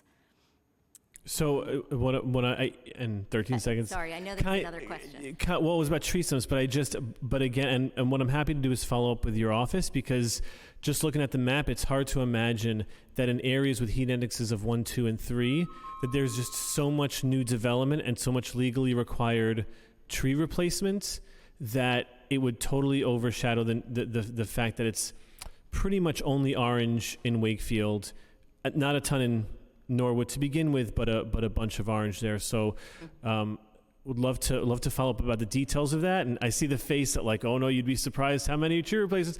But I want to be respectful of time. And if you could just help address the tree stump issue, that's we have like 312 pending tree stump removals, and the 4 that I asked for are not on the map. Not on the map. Will do. Thank you. Thank you. Thank you, Councilmember. Now, Councilmember Ressler. Wonderful. Well, Deputy Commissioner, let me congratulate you on your promotion. I had the good fortune of listening to you on Brian Lair some months ago and was very impressed. That was a fun series, and it's always good to see you, Matt. So thank you all for everything you do. Look, I love trees, as I imagine all of us up here do, and am as ardent a proponent as I possibly can for us to have more of them. I think we all understand the myriad benefits around the heat and around addressing extreme heat, around resiliency, around air pollution, around just combating the climate crisis altogether. Nothing is more important than us planting more trees. The problem I have is that every time I call the Parks Department, I'm told why I can't plant a tree, and why the answer, I get no every single freaking time, and I reach out with, I'm not shy, maybe I'll put it that way, as Matt can attest. So I have neighborhoods in my district where we've done a comprehensive mapping of every single location where we formerly had trees, where we don't have trees. I have community groups like neighborhood tree corps. So I represent Greenpoint and Williamsburg and Brooklyn Heights and Boerum Hill and downtown Brooklyn and Dumbo, in case you were confused. If you don't have us all memorized by neighborhood. That'd be for your next hearing. So how about this? Give some advice to an eager council member who is desperately trying to get more trees and who only gets rejected by the Parks Department each and every time they call. what can we do to successfully get more trees in our district so that when I run for re-election, I can say we have this number of additional trees planted in the 33rd Council District? Thank you very much for that question. What I think we should do is take a walk with you and look at some of these sites that we've rejected and talk about what we see when we're walking in the neighborhood and how we approach it. And similar to, I think, what Chair Krishnan was saying earlier is that there are things that we don't know when we're there, where we think, oh, it's not going to work here. But maybe you, as a local, you know your neighborhood better than we do. You may see things that we're not seeing. But I think it's really helpful to see it through our eyes. The utilities that we see underground, Dumbo, I can't imagine what's under those sidewalks. That's a tough one. So anyway, that I think is what I would offer to you. That we'll take a walk. And I appreciate that, and I know you're busy, so thank you for in advance for your visit to the 33rd. We look forward to it. We'll have some fun this summer. But in addition to just going for a walk, what else can we do to get more trees planted in our community? Like, how do we make it as easy as possible for the Parks Department and tee it up for you so that we can have a big, gaudy number of new trees in the 33rd Council District? Thank you. I would love to have a big, gaudy number of tree planting, get trees in the ground as fast as possible. In the 33rd Council District. Excuse me? Yeah, I think you missed the 33rd Council District in that part of your answer. Got it. In every City council too. district. All of these there are a lot of great districts around the table. but Equity I'm asking drives questions now. our work, so, all council districts. It's letting us know. I think we're getting to requests as fast as we can. There were significant delays because of COVID. You've heard this before. There were delays because of the tree planting costs. We rejected, we lost a whole year basically because when the prices came in high, we did not feel comfortable. We didn't have enough information to know that we, at that moment in time, had no choice but to accept those prices. So we lost a year there. That was first, and then COVID came, and we do have a backlog. So I'm hoping... Backlog is in some ways separate and apart, although I'm disappointed that it takes so long to actually get the tree planted once approved. That is a serious problem, and if time permits, I'll get to those questions.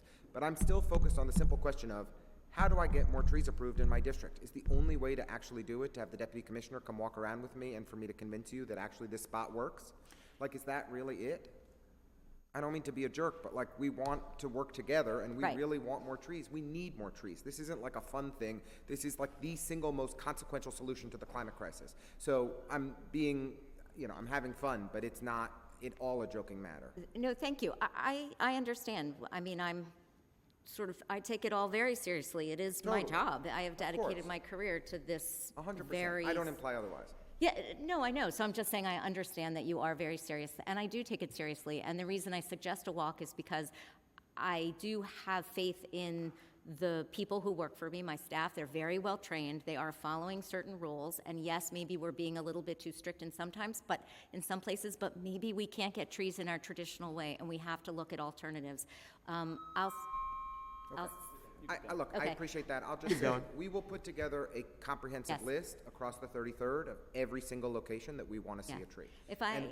And we would love to have as swift and open-minded feedback as we possibly can to actually come up with a comprehensive plan for our district to see tree planting improve.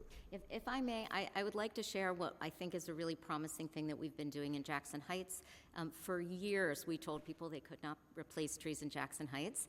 There are tree-shaded canopies, and streets are shaded by canopies, and as the trees were inevitably reached the end of their lives and died, people wanted to replace them. And when we went to mark utilities, the Con Edison lines were smack in the middle, running underneath the trees, and we don't do that anymore. Con Edison doesn't want us planting. So I don't know how those trees got there in the first place, but they were there, they were doing great. And for years, we heard from council members that this is unacceptable, and we agreed, but we didn't think there was an option. And just this last season, we worked both with Con Ed and using this new packaging of trees, these smaller trees. We hand excavated to see what was going on there, and we successfully planted trees in Jackson Heights where we said for years we couldn't plant trees. And so that's why it is good to look at it, for you to know what the issues are, and for us to see if there are some creative solutions to it. Thank you. Look forward to your visit soon. You're preempting my next question in a bit about Jackson Heights, so we'll come back to that. But thank you, Councilmember Ressler. Now we've got Councilmember Lee.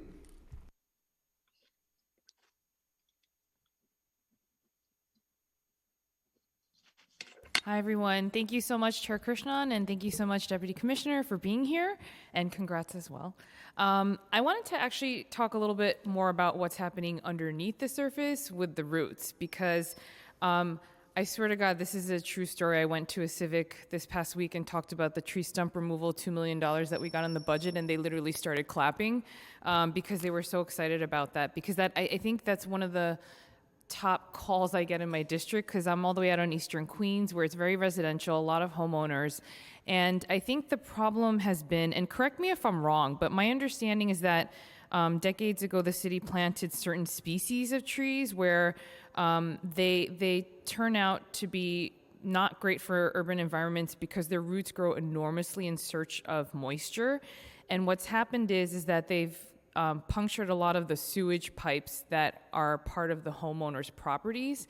And so then it becomes this whole financial burden to them where they're spending tens of thousands of dollars trying to mitigate that issue. And then the responsibility is, okay, they're being told, okay, well, we take care of the trees up until this point, but then once it's on your property, you're responsible for that. And so I was just wondering, you know, and it does cause a lot of issues with the sidewalks. We have tons of sidewalks raising up. And when it comes to seniors that are trying to get around and do their walks every day, as well as folks with disabilities, it does cause problems. And homeowners sometimes pay for the sidewalk repairs and then find out that the city came and ripped it up again and did those repairs again, so they just wasted a lot of money. So I was wondering what the parks was doing to proactively identify and remove the trees before they cause those damages. I mean, I know pruning is probably a bit easier because you can see it, right? You can't necessarily see the roots. And so in terms of the inspection program that you were talking about, would that fall under this as well? Or how do you guys determine or check those issues as well? Thank you for your question. I'm trying to think how to approach the answer. We look at risk, essentially. We do consider risk to the public and look at tree defects and the safety of the tree in terms of the public. Now, I don't believe we take into account the way the tree has lifted the sidewalk. Because we do that when we are looking at trees and sidewalks repair, but not about whether we remove a tree or not.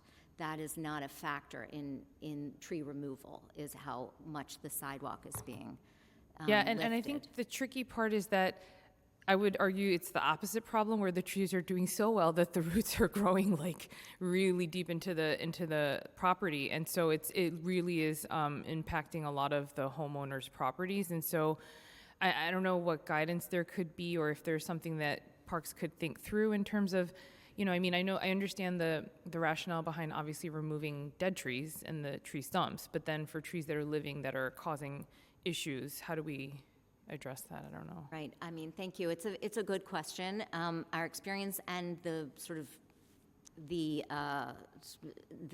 literature, the research shows that trees aren't breaking pipes that don't already have some sort of compromise situation. They do want water and air, that's true, but they don't know it's there unless it's actually open, right? They don't know a pipe has water in it until they can actually sense this and it has a crack or something in it. So I know that's extremely difficult for a homeowner to understand, or not to understand, but to manage. It's not difficult to understand.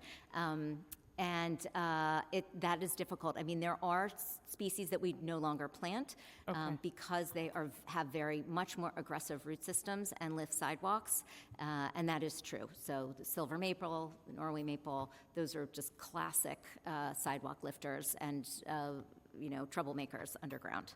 We don't plant them anymore. And quick question. I know that there's a tree and sidewalk program, and would that cover some of the costs or continue to cover some of the costs that the homeowners are facing with that? Or? Thank you. It does cover the cost for the repair of the sidewalk and the public right-of-way, but not okay. for any pipes that are underneath or piping that is within the homeowner's property. Okay, but still that helps with that issue at least. Yes. Okay, and I had another question on tree stump removals, but that's been asked already, so thank you. Thank you. Thank you, Councilmember Lee. Now I think we have Councilmember Carr. Thank you, Chair Krishnan. Just to follow up on my colleague's comments about tree species, right? So I have a number of these older species in Grand City, New York that uplift sidewalks, cause havoc with, underground infrastructure. And I agree totally with my colleague's train of thought, which I think is I'd much rather see the home of the homeowner protected rather than the tree. We can always go back and put a new tree there. That would be my priority, but I'll live to fight another day on that one with you. My question is about some of the more recent species that have been planted, I believe are technically referred to as self-pruning, right? A lot of them, the tree limbs are meant to naturally fall off. And while that may sound like a good savings, it does kind of burden neighborhoods like mine, which have a lot of overhead infrastructure, wires and whatnot. So even when they've been planted, in accordance with Con Ed wishes, or they've been around for a long time, these storms come through, limbs get damaged. My office calls and asks for tree pruning. We're told we have to wait for the block contract. We can't, it doesn't merit under Parks's assessment an in-house pruning. It's too large, it's too high up for the citizen pruning program. So I guess my question is, in terms of species that you're planting now, in light of all the storms we've had in the last several years, are we looking for species of plants that are not going to bend and break every time a gust of wind comes through? Thank you for that question. I definitely share your concern. We want trees to thrive and live and be safe. Those are our priorities. I'm not familiar with self-pruning as sort of it's certainly not a characteristic that we look for or even think about. There are, proven trees, and part of what we do look at are trees that have strong, both strong wood, so usually like faster growing trees tend to have weaker wood, so you don't plant a willow tree on the street, right? You think about a willow as a fast growing tree. It's good for stabilizing stream banks, and we don't plant things that have a weak structure, like we used to plant Callery pears all over, and their structure is very weak and they break apart, so they're not we don't plant them anymore. I don't know if that sort of addresses that. So we definitely do consider that when we're selecting species. It's the strength of the wood, and the structure to make sure it's Norway maple's another tree that just sort of we would never plant anymore for a host of reasons. So just to clarify and follow up, so we had a number of storms in the last several years from Sandy to present. I think there was a few summers ago, right before the pandemic in 2019, where we saw a number of homes that went without service for a long time in terms of energy delivery because of fallen tree limbs. What's the difference in terms of plantings you do today versus 10 years ago that are going to preclude that kind of event from happening again? Right, thank you for that question. I would say 10 years is too short of a time period because it's probably been 20 years since we've planted tall trees under wires. But trees live a long time, and they're still out there. So we no longer do that. Okay, thank you. You're welcome. Thank you, Councilmember Carr. Councilmember Menon. Thank you, Chair. So I just have two quick questions. The first is about salt tolerance. Has the agency considered salt tolerance? Because I know during Hurricane Sandy, a lot of trees were lost because they were not salt tolerant. Yes, we do. Thank you for that question. I mentioned we actually created a whole new coastal species list that takes into account salt tolerance based on what we learned with Sandy. London plane trees, we learned, we didn't really realize how terrible they were with salt tolerance, and that's why you lost a lot of them along the FDR. So are all the new trees then, they are salt tolerant? Only in the coastal areas are we really selecting for, all urban trees are tolerant to a lot of conditions, including salt, because we use salt on our roads. So that we've already done. One reason we don't plant a lot of maple trees is that they're very sensitive to salt, for example. But we're really looking at salt tolerance in coastal areas where we know there'll be sea level rise and they're subject to flooding. That's where we're really restricting. Okay. My other question is, where do the removed trees go? And will the administration commit to some type of sustainability program with the waste that is that is involved in terms of the tree removal? Thank you, and that's a really interesting question. We're actually working with a group to sort of experiment with wood reuse right now. I didn't have my... You guys heard me, but nobody else did. We're working with a company that's looking at how we can reuse our wood waste. I don't like to call it waste because it's not really waste. We did a study that started to look at like how we can, what's cost effective in terms of reusing a lot of the wood that we remove. So it is something we're definitely open to and looking at ways of accomplishing that. Okay, that's good to hear. Thank you. Thank you, Councilmember Menon. Councilmember Velasquez? Thank you, Chair. A couple of random questions just because everything started popping up throughout. I'm going to take it a little bit more beyond the species, the male-female ratios of plants, right? I am an allergy sufferer, and unfortunately, it's gotten worse and worse because of the amounts of male trees that have been planted. Can you tell us if you have the ratio of male to female and how it looks like per borough, per district? I'm on. Thank you very much for that question. I don't have that ratio right now. We don't select trees because they're male or female. The only ones that are really exclusively male and female are the ginkgo tree, and we do our best not to plant the female because that has the stinky berries. So other than that, we're not preferencing male trees, but I can follow up with you. But I definitely understand that allergies are a concern for people. There are a lot of things that contribute to allergies, and as you saw, street trees are not a large percentage of the canopy overall, so individual trees, the one tree that we're planting may or may not be contributing to that particular seasonal allergy that you have. So we're looking at the entire urban canopy. All right, thank you for that, and my nose thanks you as well. When it comes to tree guards within our community, do you find the current tree guards available to our communities? Is it effective, or is there another model that you are thinking of having for our communities to protect our trees and from various things? Right, thank you. I think the ones that we use are excellent. I mean, they're steel tree guards, but we're also have been experimenting with these aluminum tree guards that that are modular. So if something happens, they get damaged, they're easy to replace the different pieces of them. They're more expensive, and we've also worked with some folks who have done some more do-it-yourself guards that are much less expensive, and you can kind of build it on your own. So, but we are big tree guard proponents. Any idea as to timeline for that? When we can expect to see if the aluminum ones do work out and that we could order for our communities, or? They're out there, and they're Okay. They're good.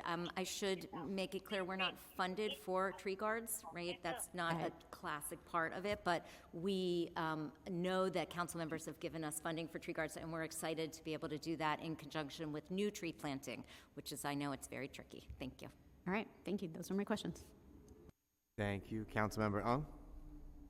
Thank you, Chair. I also express the concerns that Councilman Lee has expressed. I do have homeowners who have issues with the roots, and thank you for explaining the whole lead and root issue. I'm going to ask a couple of questions about the tree and sidewalk program. How much is allocated? How much funding is allocated to this program? Thank you very much for that question. Trees and Sidewalks program is a great one for us because it not just fixed the sidewalk, which is what most people are looking for us to do, but it does protect and save the tree at the same time. This year, we have a baseline of $10 million for trees and sidewalks in our expense budget. Great. And how long does the process take from someone who's going to call 311 to, let's just say, how about the inspection report to where, if you guys find it that it's severe enough to fix? Like, how long does the whole process take? Thank you for that question, Councilmember. It is not quick, I will just say. We have a bit of a backlog, but we do prioritize based on the severity of the damage. We have another sort of calculation that we do. We get a huge volume of requests for sidewalk repair. And I think we have, thousands and thousands that we're prioritizing both by severity and also trying to be efficient and do them by neighborhood, so we're not wasting anybody's time or money. Excellent. So would it be like a year, 2 years? Just so, honestly, when someone calls our office, I want to say something to them because they do get frustrated with the time it takes. So I at least want to be upfront and say, the process usually takes a year, 2 years? Yes, it could take several years. Several years, okay. It could, it could take several years. Okay, excellent. And there's thousands, right? You said Thousands of and backlog. thousands of requests every year for this service. Got Remember, it. it's 80,000 for the whole, all requests. Okay. And a considerable amount are. And if I can just add a quick point just on a procedural sort of, and that's a piece that I think is not necessarily as broadly known as possible, but the New York City Administrative Code actually exempts tax class 1 properties, so 1, 2, 3 family homes. They're actually exempted from the legal liability of any damage related to those street tree damaged sidewalks. It's something that a lot of homeowners get a little confused about, but it's a protection that's offered to them that obviously that helps inform the tree and sidewalk program, frankly. So it's just something that we're happy to work with you to make sure your constituents are aware of the program and the benefits that are provided. That would be great. I would love to follow up on that. I did read down the report on the next page, so I would love to follow up on that. Thank you. Thanks so much, Councilmember Ung. I think that's all of my colleagues who had questions. If no one else has a question, I just have a couple more for this panel as well. So one is submitted by another colleague, which states that a recent report by Just Nature NYC focused on nature-based jobs noted that the Parks Department employs 68 foresters and 120 climbers and pruners. Do you believe this workforce is sufficient to maintain the city's 690,000, give or take, street trees? Thank you very much for that question. I think we have the best workforce that we could possibly have, and they do a great job, and we do a great job with the folks that we have. And do you think that number, though, is sufficient? 700,000 trees is a lot of trees. It's for any workforce, that's a lot to care for. So, have there been efforts to expand that number, or what's the conversation within Parks about that? Thank you. We do have an increase in a few of those lines for this next fiscal year with this new budget, so we're looking forward to that. And yes, we can always do more with more, but we're proud of what we can do with what we have.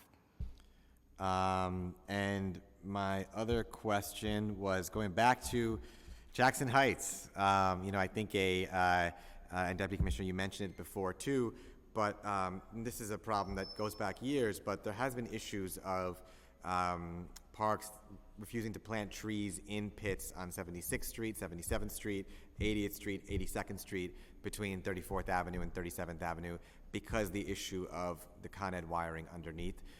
There's a number of tree pits there, and this is an issue when it comes to expanding green space in our neighborhoods. That's a ripe opportunity to do so. Again, those streets are 76th, 77th, 80th, 82nd, and generally around there. Given your testimony before, is it the case now that we can work together to plant trees in those areas, or are there still issues with Con Ed that we need to work through? Because it would be a shame to really, allow the neighborhood to suffer because of the utility lines underneath when we're in desperate needs of street trees. Thank you for that question. And yeah, we're proud, and we don't want it to stop with the pilot, but it is not. There are a few things that we have to do to get it into our regular system. We have to make sure the contractors know how to use it. They sort of tried something new, and we're going to be incorporating these trees into our nursery procurement so we can get them. We need to be able to do this. This was a special case where we had a special procurement of it was about 250 trees, I think. About 100 and something trees. So yeah, we'll keep you posted about the different sort of hoops we have to jump through to make this a more regular part of our tree planting. We won't abandon Jackson Heights now that we've figured out how to do it. I don't think Con Edison is going to keep us from doing it anymore. I think now it's us working through our process, and we'll keep you informed. So just to make sure I'm clear on that too, are those trees already been planted, or are there more? Okay, so they've already been planted. Yes. So if we wanted to bring more in, are they available at this point, or how can we work together to expand that? Well, let's talk about it.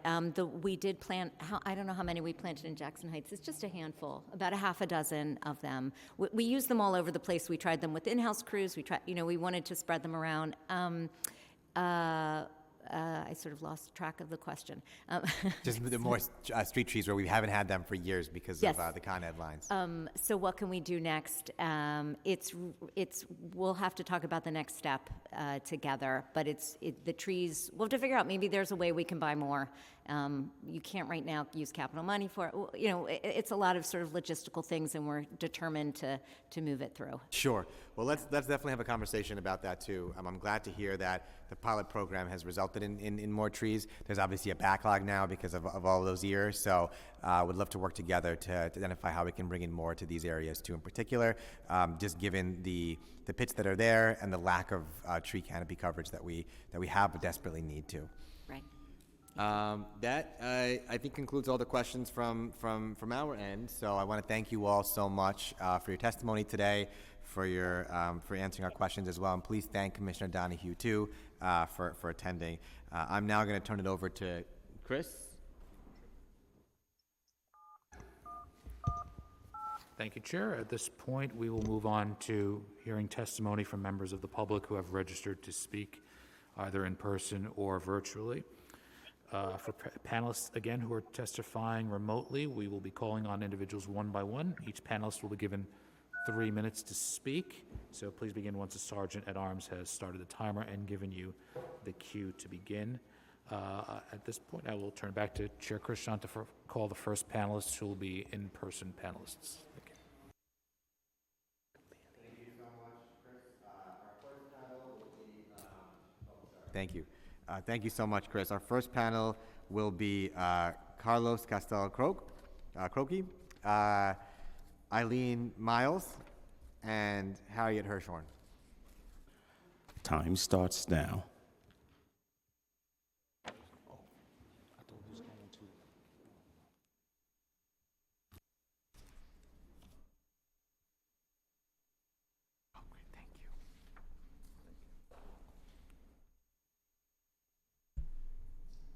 Should I start? Yes. Okay. Good afternoon. My name is Carlos Castel-Croce. I'm the Associate for New York City Programs at the New York League of Conservation Voters. NYLCV represents over 30,000 members in New York City, and we are committed to advancing a sustainability agenda that will make our people, our neighborhoods, and our economy healthier and more resilient. I'd like to thank the Chair for the opportunity to testify today. Planting trees doesn't just incorporate nature's beauty into our cityscape, but it also benefits our community and creates a greener, more resilient city. Most importantly, trees work to solve a variety of environmental challenges, including air pollution and carbon emissions, energy savings, mitigating stormwater runoff, urban heat, and overall public health. Trees play an important role in cooling the city, which faces increased temperatures due to the urban heat island effect. They can lower temperatures in a city 2 to 8 degrees Celsius. When planted near buildings, trees can cut AC use by 30% and reduce heating energy use by a further 20 to 50%. This is especially important considering heat exacerbates an average of 350 deaths per year, with the highest mortality rates in low-income neighborhoods with less trees. Urban forests also serve as a large carbon sink. While simultaneously supplying wildlife with habitat, one tree has the ability to absorb 48 pounds of carbon dioxide per year, which translates to New York City's trees removing 1,300 tons of pollutants from the atmosphere every year. Unfortunately, trees are not equitably distributed across the city. Communities with less tree canopy cover often suffer the most risk from heat-related illness or death. The fewer trees, the heightened experience of heat vulnerability.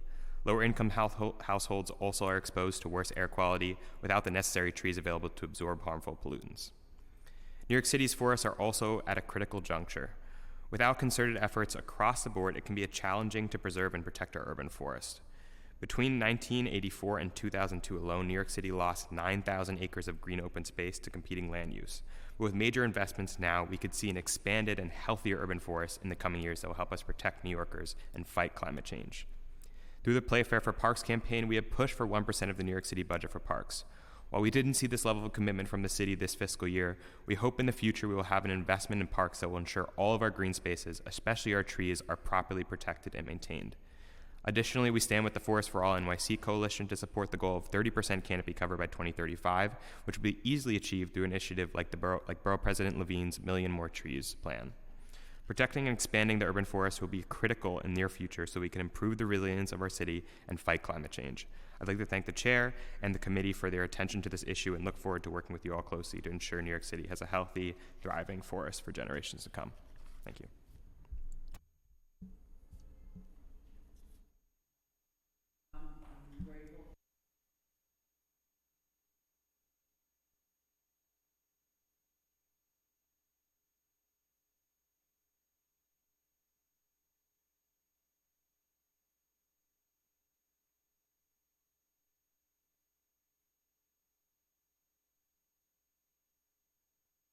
Years and a poet. I write about trees. I live near the very real, very beloved East River Park or John Lindsay Park. And in terms of tree canopy, it's mostly gone. That's why I came here today, because it seemed almost monstrous that this was happening now. We lost canopy of about 700 trees, some of them 80, others even 120 years old, trees older than the park. I know the park intimately, so does my own city councilor, Carlina Rivera, who I voted for the first time she ran. She grew up in the neighborhood, she played softball in the park, she knows it, and she didn't fight to save it. She was looking somewhere else. That park and its tree canopy is being destroyed as I speak to protect the neighborhood from flooding and sea level rise. The park was only flooded for 3 hours during Sandy.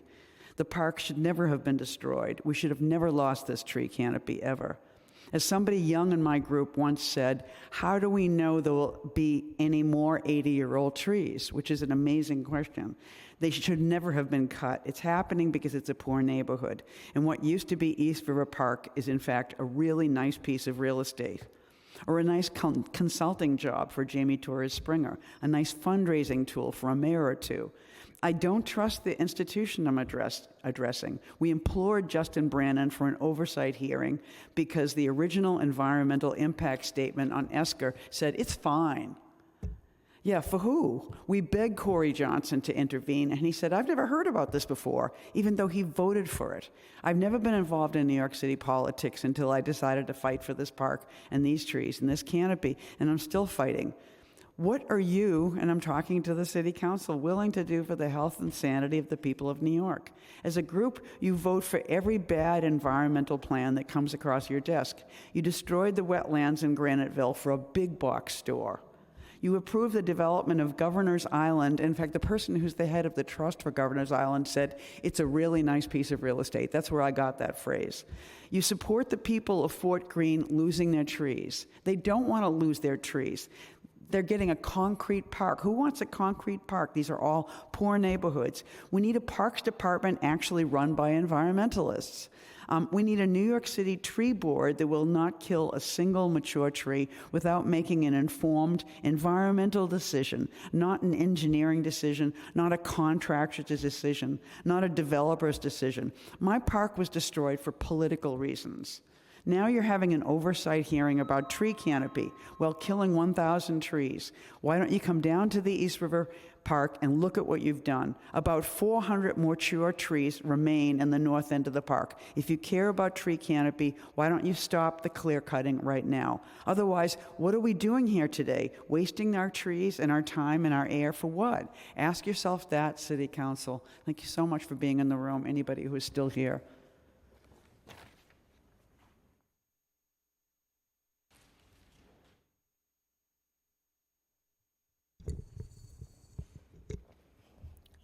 Hi, I'm Harriet Hirshhorn, and I've lived on the Lower East Side for 40 years. In the same vein, if you care about the tree canopy, stop killing trees. I challenge all of you to stop the tree slaughter that is happening now in East River Park and is planned for other disparate neighborhoods. Since December 7th, close to 700 mostly mature, healthy trees have been killed and mulched on the spot. This is an abomination. This is an environmental disaster. Half of a resilient sponge of a park has been completely decimated. It is a wasteland waiting for the next superstorm. This is unprecedented destruction here in New York City. If you are concerned about the tree canopy, change this project now. It is not too late. Over 400 mature, healthy trees are still alive. The canopy right now, in what remains of East River Park, is magnificent. It is a success. There are birds and squirrels and bugs that testify to that success, and people and children playing. It is all of your jobs to protect nature, to protect these trees, and you are failing miserably. You must consider the existing 83-year-old trees in your decisions. Consider trees. Environmental concerns need to be integrated into every administration, every body, every agency. Outside environmental experts are not enough to counter your murderous ignorance that endangers all of our lives. If you want a tree canopy, start by preserving the one you've got. Trees have to be considered when you plan anything. Any development, any park redesign, build around trees, protect trees, consider trees. All of these city agencies are full of people who are ignorant about the environment. They see a tree as an obstacle to construction. They don't know or care that the tree is alive or what it does for them. This ignorance has to change. Environmental knowledge has to be transversal. We cannot have these decisions being made every day by people who do not know or do not care about the environment, like the 11 people in the room who changed the plan for East River Park. Who chose this ecocidal plan? 7 engineers, 1 landscape architect, and 2 cost estimators at a construction company ordered by Bill de Blasio. Not one climate scientist, not one environmentalist, not one person with knowledge of environmentally sound flood protection, not one community member. No representation at all from those most affected by the plan. That's it. Thank you. Now we have witnesses virtually. So the first will be Emily Maxwell. Hi, everybody. It's great to be here with you all today. And I don't think I can fit my entire testimony into 3 minutes, so I will summarize what I want to say today. I think the first and most important thing is that this is unprecedented, that there is a hearing on tree canopy in New York City. And I want to acknowledge the leadership of the chair and of the committee for taking up this really critical and important issue. This is something new, and I'm really extremely grateful for that. So much of what you all have said today is in my testimony, and I won't repeat it, but obviously our urban forest is not just within the realm of parks. It crosses every part of our city. And due to that important nature, we are submitting for the record our report, The State of the Urban Forest in New York City, which details the urban forest from 2010 to 2017, and also the New York City Urban Forest Agenda, collaboratively developed by more than 50 organizations and now advocated by the Forest for All NYC Coalition, made up of nearly 60 organizations. The urban forest is not only critical infrastructure, as we've heard in the hearing today, it is emotional for New Yorkers. People are connected to their trees and to their local lands. So I do want to talk about the fact that not only is the urban forest inequitable, change over time has also been inequitable. And so we see some neighborhoods growing more, some loss in some smaller areas, but it is very heterogeneous. And this is critical. And it's great to see the attention being paid to equity. We know we need to do even more on that front. We especially need to do it because of some of the things that my colleague Carlos from NYLCV said, that heat waves are increasing and we have significant morbidity and mortality associated with heat waves. We really need to be working more on our heat mitigation strategies, and our urban forest plays a critical role. We not only need to plant more trees, although we certainly do, we also need to protect the canopy we have. Our urban forest is historically underfunded, undermanaged, and underregulated. We have copious detail of this in our report and also in the written testimony that I'll submit. But historically, the urban forest gets way less than it needs. Only trees on parkland have a degree of protection, except for a small amount of special natural areas districts, as mentioned by the chair. And we need to see protections for existing trees, big old trees especially, more in addition to better management and more planting. There is some good news, which is we have some incredible leadership to rely on. Stewardship groups across the city are extremely helpful, but they need resources, and our Parks Department and other agencies need resources. I do want to land briefly on land associated with Nycc. Nycc accounts for just over 1% of city land and just over 2% of the city's canopy in some of our most heat vulnerable communities. They need significant resources to work on this. Briefly, we have submitted the New York City Urban Forest Agenda for your consideration. It's 12 actions developed by nearly 50 organizations who are expert in these issues. We are eager to work with you all to help advance 30% canopy by 2035. And as always, happy to meet with any and all council members about the state of the urban forest in New York City or the Urban Forest Agenda. Thank you so much to the committee for your time. Thank you so much, Emily. Now we'll go to Charisse Palomino. Time starts now. Good afternoon. My name is Charisse Palomino, and I'm the Director of Advocacy and Programs at New Yorkers for Parks. We are members of Forest for All NYC. Thank you for the opportunity to testify. New Yorkers for Parks is a founding member of the Playfair Coalition that advocates for parks and open spaces. It includes over 400 organizations. I also want to thank Chair Krishnan for his leadership on this important issue of improving tree canopy. New York City Parks identified 6 target communities in greatest need of tree canopy growth for the Trees for Public Health Neighborhoods Initiative. All of them are in low-income communities of color: Hunts Point, Morrisania, East New York, East Harlem, Stapleton, and the Rockaways. New Yorkers for Parks cares about urban forests because of the racial and ethnic disparity of tree canopy.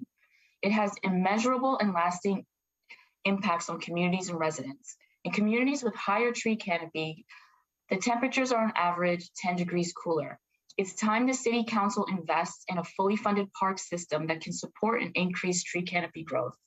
We believe the city needs to set a goal of at least 30% canopy by 2035. New York can't wait. We are in the midst of a climate crisis. New York City's urban forest plays an important role in climate change mitigation and adaptation. Urban forests capture atmospheric carbon dioxide. Trees help reduce air and water pollution and cooling costs by acting as energy savers. The Parks Department plays a critical role in managing urban forests, but nearly half of it is outside of their jurisdiction. The urban forest needs better protection and management. The Parks Department needs more resources, and the whole urban forest needs investment. The City Council has an extraordinary opportunity to demand a comprehensive plan that allows for meaningful investments in the management, protection, and expansion of our urban forests. This is possible with the City Council making a commitment of allocating 1% of the city budget to New York City parks. We are overdue for a transformative investment in our park system. This is one of the many reasons why New Yorkers for Parks and the Playfair Coalition are calling for a commitment to increase the parks budget to 1% of the city's budget, a call the majority of the City Council members, along with Speaker Adams, supports. Thank you. Thank you so much, Charisse. Now we have Jackson Heights resident and neighbor, Sarah Balistreri. Time starts now. Hello, I'm Sarah Balistreri, and I'm an environmental educator with Trees New York. Trees New York is a proud member of Forest for All NYC Coalition, and we join with our fellow coalition members in calling for at least 30% canopy cover by 2035. Now, when we talk about increasing canopy cover to 30%, a lot of people's first thought is plant more trees. But as Deputy Commissioner Greenfeld and Emily Dobell Maxwell have both mentioned, we know that a key to increasing canopy cover is through preserving and promoting the health of our existing trees. Again, according to Forest for All's Urban Forest Agenda, the majority of canopy gains from 2010 to 2017 were due to growth of existing trees canopy and natural regeneration.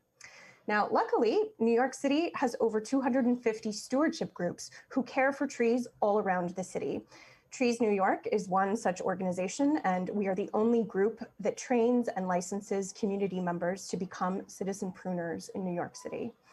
Part of my job is to train and educate volunteers and school-age students so that they understand the profound impact trees have on health, climate, and quality of life in our city. Many of my students enter the class already knowing that trees absorb carbon dioxide and release oxygen, but they leave also knowing many of the benefits that we've talked about today. Trees filter harmful particulate matter from the air we breathe.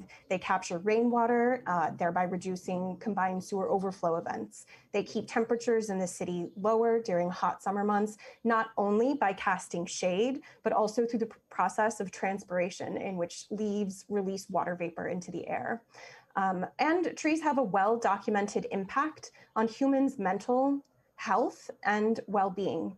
They create calm, joy, and connection to nature, even in the midst of our hectic city. I saw a spark of this connection a few weeks ago when a group of fifth graders from PS 452 gleefully discovered earthworms in their school's tree beds, or another day when high school students from Brooklyn Tech spotted a robin's nest with baby birds in it in a tree just outside their school. Once community members begin to understand the multitude of services trees provide, they begin to feel invested in stewarding our trees to ensure that they thrive even in this tough urban environment. As members of the City Council's Parks Committee, I ask you to think of these stewards as a resource worth cultivating, much like the trees they care for. And additionally, I invite and encourage you to join a tree stewardship event in your district so that you can observe firsthand why the Parks Department deserves funding to allow them to adequately manage the hundreds of thousands of street and park trees in their care. And also so that you can appreciate the thousands of New Yorkers Time expired. Who give their time and energy to stewarding trees and the significant impact they have on ensuring that our existing trees grow to maturity and provide maximum environmental benefits to all New Yorkers. Thank you so much for the opportunity to testify and for holding this hearing today. Thank you so much, Sarah. Next is Corey Hansen. Time starts now. Good afternoon. My name is Corey Hassan. I'm the Government Affairs Manager of the New York Restoration Project. Thank you for the opportunity to provide testimony this afternoon, Chair Krishnan. As one of the members of the Forest for All NYC, we are advocating in full support of 30% canopy coverage by 2035. For over 25 years, NYRP has planted trees, renovated gardens, restored parks, and transformed open space for communities throughout New York City. We believe that nature is a fundamental right, and for over 2 decades, we've invested in and stewarded open and accessible green space throughout all 5 boroughs. NYRP levied the power of public and private partnerships to spearhead and successfully complete Million Trees NYC. As the climate crisis intensifies, tree plays an essential role in New York City's environmental resilience by providing shade, creating wildlife habitat, reducing temperatures, increasing air quality, mitigating storm runoff, as well as many other benefits. This summer, NYRP proudly hosted 16 free tree giveaways throughout all 5 boroughs where we gave over 2,000 native species, including serviceberry, river birch, hornbeams, hackberries, redbuds, persimmons, eastern red cedars, sweet bay magnolia, black gum, black cherry, and swamp white oaks. The NYC urban forest is composed of 7 million trees in New York City, though it is not distributed evenly, and its benefits do not reach everyone equitably. This is generally less canopy in lower income communities and communities of color. Too many communities have suffered from a lack of tree canopy for generations and deserve the undeniable benefits of increased shade, reduced temperature, and cleaner air. An equitable distribution of trees is essential for New York City to confront the climate crisis. Trees operate as the lungs and air conditioning of our urban environment. Together, we can make our city more equitable and combat environmental injustice in our communities, beginning by investing in our city's urban forest. Thank you for the opportunity to testify today. Thank you so much, Corey. Next, Aaron Sanders. Time starts now. Good afternoon. My name is Aaron Sanders, and I'm the Associate Director of Advocacy and Policy at the Natural Areas Conservancy. Thank you, Chair Krishnan and committee members for the opportunity to provide testimony on the importance of improving New York City's tree canopy and the importance of forested natural areas in this effort. The Natural Areas Conservancy is a nonprofit organization that was formed in 2012 to increase the capacity of New York City parks and its partners to restore and manage over 10,000 acres of forests and wetlands under the agency's jurisdiction. In my testimony today, I wish to highlight the importance of improving NYC's tree canopy and improving equitable access to nature for New Yorkers. Every borough in New York City has large natural areas distributed among more than 50 parks. According to a 2014 study, 50% of New Yorkers experience nature primarily in New York City parks. I would like to emphasize the importance of increasing our investment and access to all green spaces in a way that's equitable and in a way that will allow us to recover from COVID-19. Natural areas forest makes up 7,300 acres of New York City parkland. That's almost 1/4 of New York City parkland, which is tantamount to 24%, but receives an average of 0.84% in staff funding, which is tantamount to 33 staff members. While we appreciate the mayor and the city council's budget proposal for the upcoming fiscal year, we know that long-term funding commitments are needed to protect forested natural areas and increase New York City's tree canopy by extension. I want to provide really quickly a brief background on natural areas and their existence in New York City. 40.5% of New York City landmass is green. 11.6% of that is natural areas. This is equivalent to over 22,000 acres of natural areas that exist within the New York City metro region. As a leading member of the Forest for All Coalition, the Natural Areas Conservancy is a supporter of the urban forest agenda. As mentioned today, the urban forest spans public and private property in every neighborhood in New York City, from street trees to private backyards to New York City parks. The urban forest mitigates oppressive heat temperatures in the summertime, and it also offers respite and recreational opportunities for New Yorkers. I will abbreviate my testimony to respect other witnesses' time, but we are proponents of improving New York City's tree canopy, and I want to thank Councilmember Krishnan and all of the committee members for your leadership on this effort. Respectfully submitted. Thank you so much, Aaron. Now we'll go back from virtual to in person and call up our next panel, which is Stephen Thompson and Ali Ryan. Please come up to the front.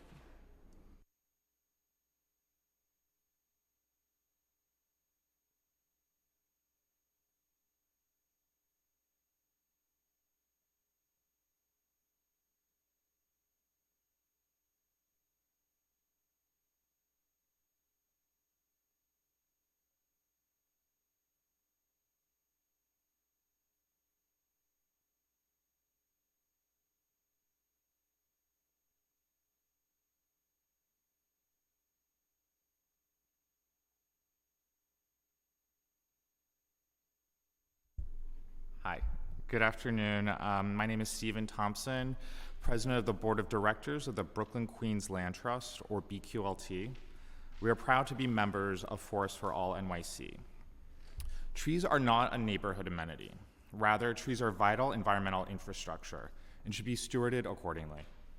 At BQLT, we care deeply about the NYC urban forest because we steward 37 community gardens in Brooklyn and Queens, totaling 5 acres with more than 230 urban trees within the gardens and additional adjacent street trees.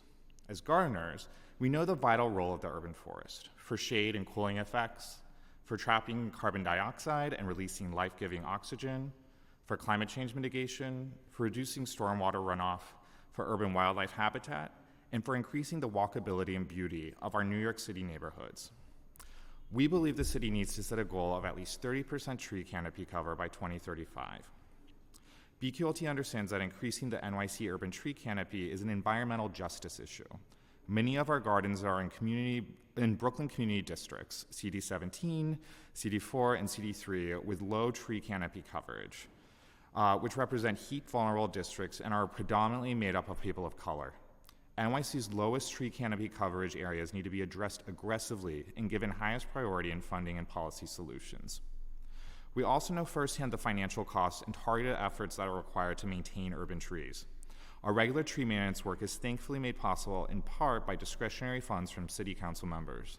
In addition, we were awarded a New York State Department of Environmental Conservation Urban and Community Forestry grant for our BQLT tree care in 2021 through 23. This grant paid for professional tree maintenance and tree care education for our gardeners. We partnered with Trees New York to offer a citizen pruner course with 20 BQLT gardens in March and April of this year. We had course participants from 14 BQLT gardens in order to spread their new tree knowledge and pruning skills within their own communities. While impactful, this sole grant-funded project underscores the need for consistent financial resources to keep our city's trees thriving. The 230 plus trees on BQLT community gardens are just a fraction of NYC's 7 million trees, which require large-scale funding and bold policy solutions to maintain the existing urban trees and to increase NYC's urban forest. NYC Parks plays an enormous role in managing the urban forest, but nearly half of the city's trees are outside of NYC Parks and aren't entirely well managed or understood.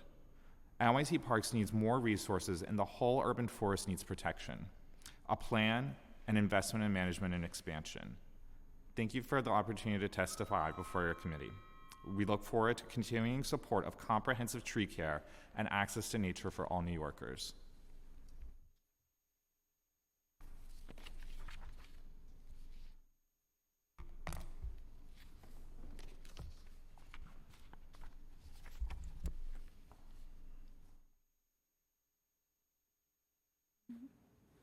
Okay.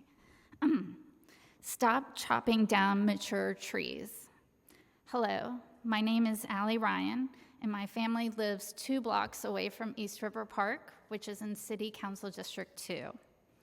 I am here today to bring a humanizing perspective to why city policy of treating mature trees as disposable furniture must stop.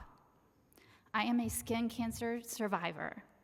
When I was 40 years old, 7 months pregnant, I had a melanoma and a basal cell carcinoma removed. I am 48 years old, and last week I had a basal cell carcinoma removed from my shoulder. I tell my children to put on sunscreen and sun hats so they don't get a 4-inch scar on their face or a 5-inch scar on their back like me. Stop chopping down mature trees in East River Park. Over the past 7 months, almost 700 mature 80-year-old trees, healthy trees, have been chopped down in East River Park, my family's favorite local park. Mature trees provide expansive tree canopies that diffuse light and shade park goers. Over the past month, the city has chopped down trees in the open area of East River Park, making it hard for park goers such as me and my children to find refuge from the sun now that summer is here. If you overlay a colonial map of Lower Manhattan over a current flood evacuation map, you will see that it's the same coastline. You need to prohibit development at the water's edge, such as 250 Water Street and the 4 mega towers and 2 bridges. Look to the coast of the southern states, such as North Carolina and South Carolina, and you will see that their coastlines consist of wetlands. We need wetlands, not hard-edge flood walls for flood protection. Stop chopping down mature trees. We used to say 50% of skin damage happened in your 20s, or by your 20s. Now it's almost 25%. says Susan Chung, who's a doctor. That's because people continue to be active and outdoors more throughout their life. According to the American Cancer Institute, melanoma is one of the most common cancers in young adults, especially women. The New York City Department of Health states on their website that skin cancer is the most common form of cancer in the United States. Every year in New York City, over 100 people die from melanoma, and nearly 1,000 people are newly diagnosed. I am one of those 1,000 New Yorkers who will be diagnosed this year with skin cancer. Stop cutting down mature trees in East River Park. Thank you. And Councilmember, actually the panel can just stay for a minute. Councilmember Holden has a question. Yes. So how many mature trees were cut so far at East River? 700. 700. Yes, and there's 1,000. Yeah, that's criminal. 60 acres. Yeah, that's incredible. Because I was told, we were fighting a battle in the late 80s when they wanted to divert Westway money into my district in Queens to widen a thoroughfare and cut down trees that were, they don't grow. These were, at that time, 70-year-old trees. And they wanted to cut down 50 trees on the thoroughfare in our neighborhood. And we fought it. We said, we're going to chain ourselves to these trees. You're not cutting these down. So we actually beat that back. And those trees are wonderful trees. They're actually the hallmark of the neighborhood. And they don't grow that. And we were told at that time, trees will never grow that large because of pollution. So, yes. So what we're losing is trees that can't be replaced in a lifetime. And it's criminal. And in my neighborhood, I see trees being cut down so that they don't obscure billboards. And this is what the city does. The Parks Department does a great job in protecting them, but the rest of the city does not care. They'd rather install bioswales in my neighborhood than trees. Bioswales are very expensive. I don't know if they do a great job in diverting runoff, but we have to get our priorities straight. But destroying that many 80-year-old trees is criminal, and I agree with you. And just to give a sense of perspective, like in terms of tree canopy, an 80-year-old tree canopy is probably like 3 or 4 people's arm spans, whereas a brand new tree is less than 1 arm span for one person. And as I testified in 2019 against the Eastside Coastal Resiliency Project, and now in 22, you're going to be seeing me more frequently because as they're pushing through resiliency projects in Lower Manhattan, they're trying to push through the same concept of we'll just destroy everything. And if you, I encourage you to come visit. I'm happy, Harriet and Eileen and I and many others, residents who have lived there with our families for a long time, we're happy to meet you and take you around. Every day at 1 p.m., there's a community gathering of people in East River Park trying to protect the trees. But it's the human aspect that I think is really important because we don't think about like my neighbor who is African American. She had skin cancer in her 40s. I asked her to come today, but she didn't. But skin cancer is a real issue. I mean, am I going to be every 8 years getting skin cancer? I hope not. But if we're cutting down trees like they're disposable furniture, I'm going to be getting it. I'm going to definitely get more skin cancer because I spend half of my, the majority of my children's lives I spend in the playgrounds, and other parents spend time in the playgrounds too.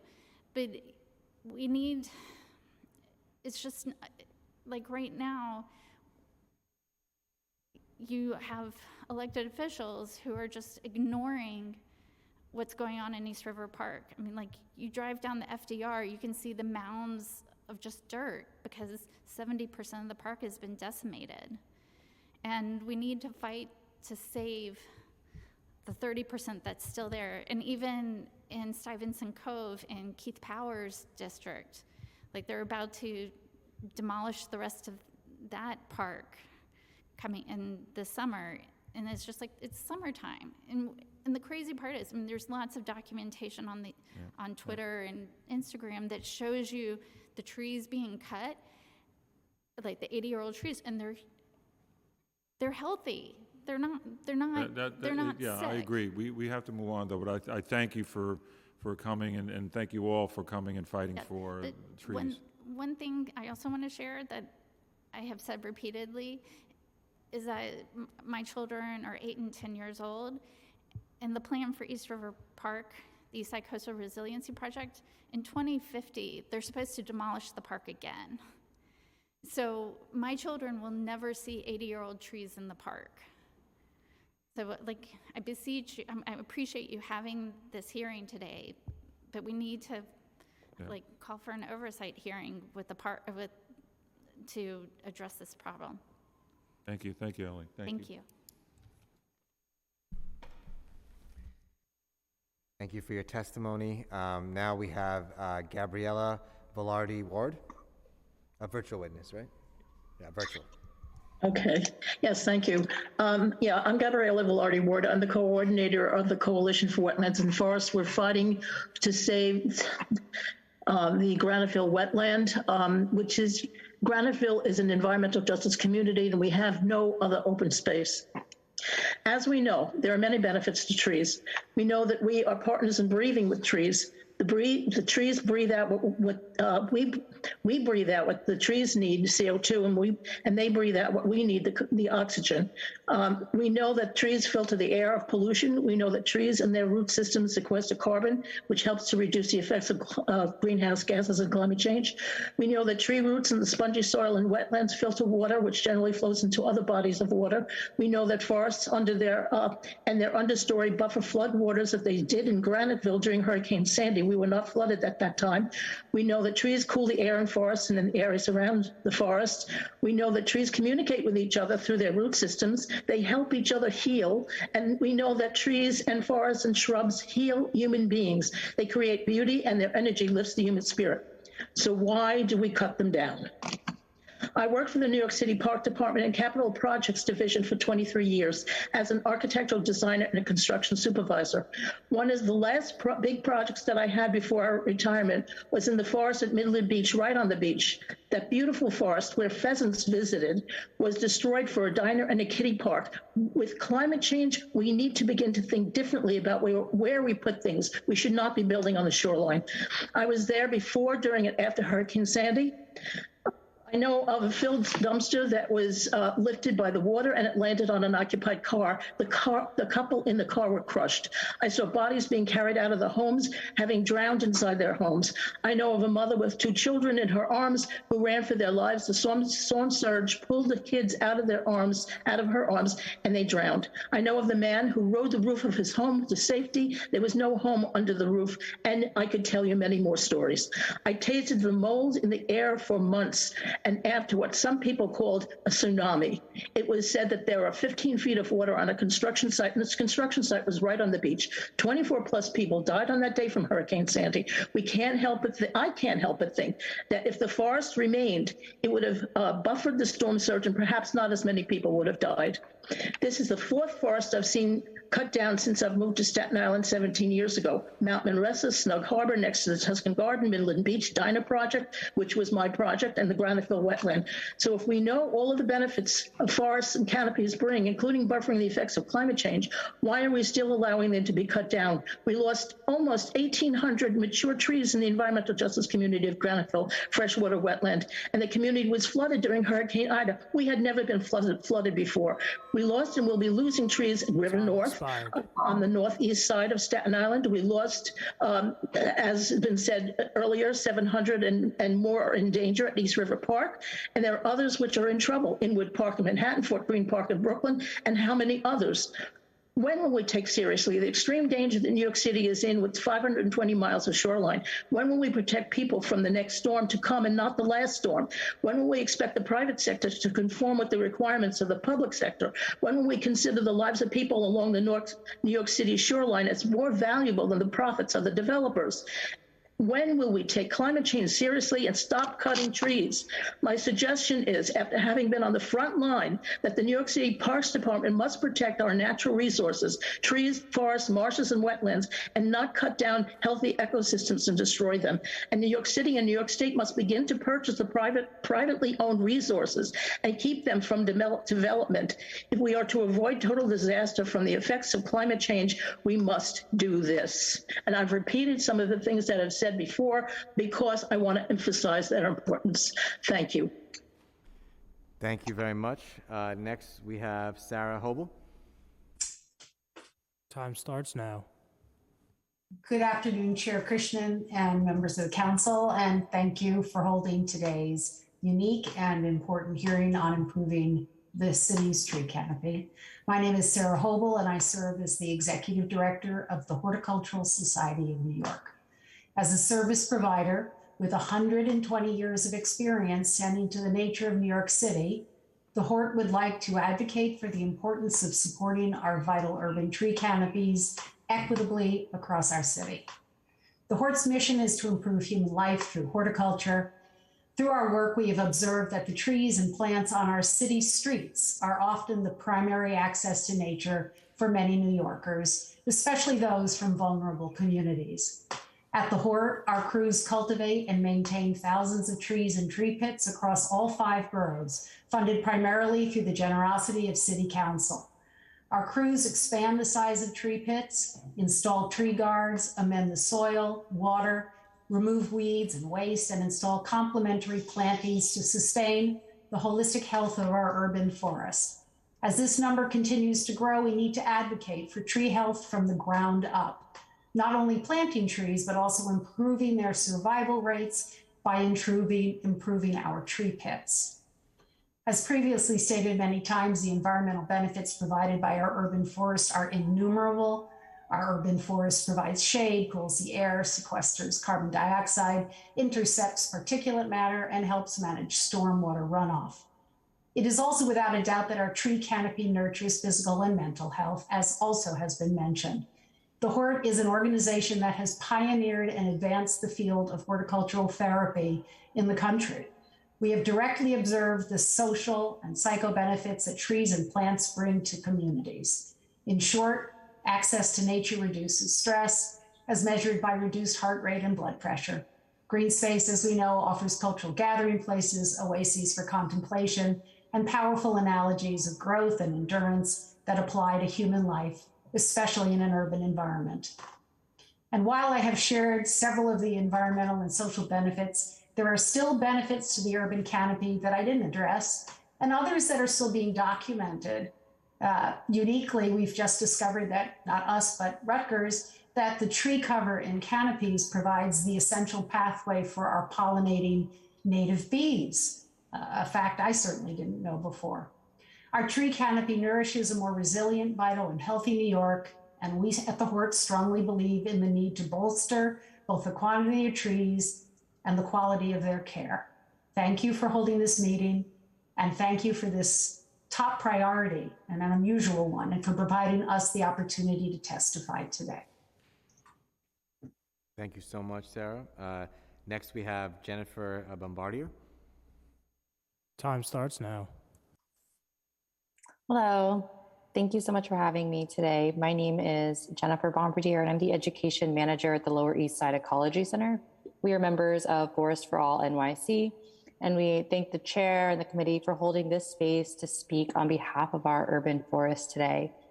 As has been repeated so many times already, trees and other urban green spaces filter the air that we breathe, provide shade on hot days, absorbs stormwater before it overwhelms our treatment facilities and pollutes our waterways, and provides habitat for our diverse wildlife. The choice to plant and protect our trees is not simply a matter of protecting our environment, it's about protecting the health and the well-being of our communities. Our community, the Lower East Side, an environmental justice community, has lost 700 trees. We've heard that number a few times today, with hundreds more scheduled to be cut down in East River Park. We have witnessed this beautiful green space, a valuable outdoor refuge for residents, including those in the adjacent Nycc housing, become a barren construction site in the name of climate resiliency. We recognize the vulnerability of our community to the impacts of a changing climate, including more severe storms, flooding, and increasing temperatures. And we do believe that action must be taken to protect the people of New York City, especially in low-income neighborhoods and communities of color. But the East Side Coastal Resiliency Project and the decision-making process pitted people for trees against people for people, when the reality is that it is not one or the other. Trees protect our communities. Trees protect our people.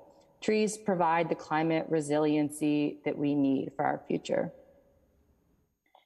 At the Ecology Center, we have an education program, and we teach students in local schools about our urban environment. I was recently working with a first grade class at PS 110 in the Lower East Side, just across the FDR from East River Park. And as we were talking about the role of trees, it became really clear that these young kids already understood and truly, deeply believed that trees are important.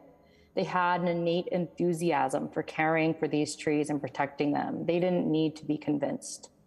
If it can be that obvious for 7-year-olds, I hope that all of us, the adults that are responsible for their futures, can also see it as clearly. We believe that the city needs to establish a goal of at least 30% canopy cover by 2035 and must invest in the expansion of our urban forest and equitable protection and management of our current trees, especially in low-income neighborhoods and communities of color. Thank you so much. Thank you. Next, we have Rebecca Berger. Time starts now. Good morning, Chair Krishnan and members of the New York City Council Committee on Parks and Recreation. My name is Rebecca Berger. I'm a policy analyst at a major New York City hospital system. I hold a master's in public health from the City University of New York, and I'm a lifelong resident of New York City. I appreciate the committee for holding this hearing on improving the city's tree canopy. I too am testifying on behalf of myself, but in defense of the trees in East River Park. I'm very concerned about the destruction of the tree canopy occurring there as we speak. I am even more concerned that the community has been offered no plan on how this canopy will be replaced. As we know, the public health benefits of a mature tree canopy have been well documented. Trees lower neighborhood temperatures, trees reduce neighborhood violence, trees provide climate change resilience. John B. Lindsay East River Park is a 2-mile-long park along the East River and City Council District 2. Until autumn 2021, it housed 1,000 mature trees aged up to 100 years old. The park was designed in the 1930s by Robert Moses as a tree-shaded esplanade. Between 2015 and 2021, trees in East River Park grew an average of 2 inches in trunk diameter, their canopy growing in pace. These large old trees provided numerous health benefits to the community. As part of the East Side Coastal Resiliency Project, every one of those mature trees is being cut down. So far, more than 700 trees have been killed, as was shared by others.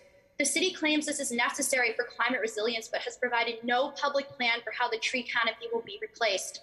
New York Attorney General Letitia James raised concerns over a draft environmental impact statement for the new park, saying the project will disproportionately impact minority and low-income people, and the city's repeated conclusion to the contrary is incorrect.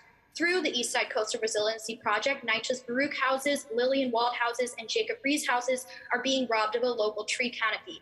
What is the plan for replacement? Tree saplings will not replace the canopy offered by the mature trees that populate East River Park. The city claims the trees in East River Park are sick or dying, but this is quite literally gaslighting. Simply walk into the park to see the canopy the remaining 300 trees provide. The city promised that 40% of the park would stay open during construction, but trees are still being cut down with none replaced. The residents of the Lower East Side and East Village in Manhattan demand transparency on how the canopy will be preserved during construction and replaced long term. Thank you for holding this hearing. Thank you. Next up is Natasha Siddhartha. Time starts now. Good afternoon, everyone. Thank you for holding this hearing. My name is Natasha Siddhartha, and I'm the Community Stewardship and Operations Director at Gowanus Canal Conservancy in Brooklyn.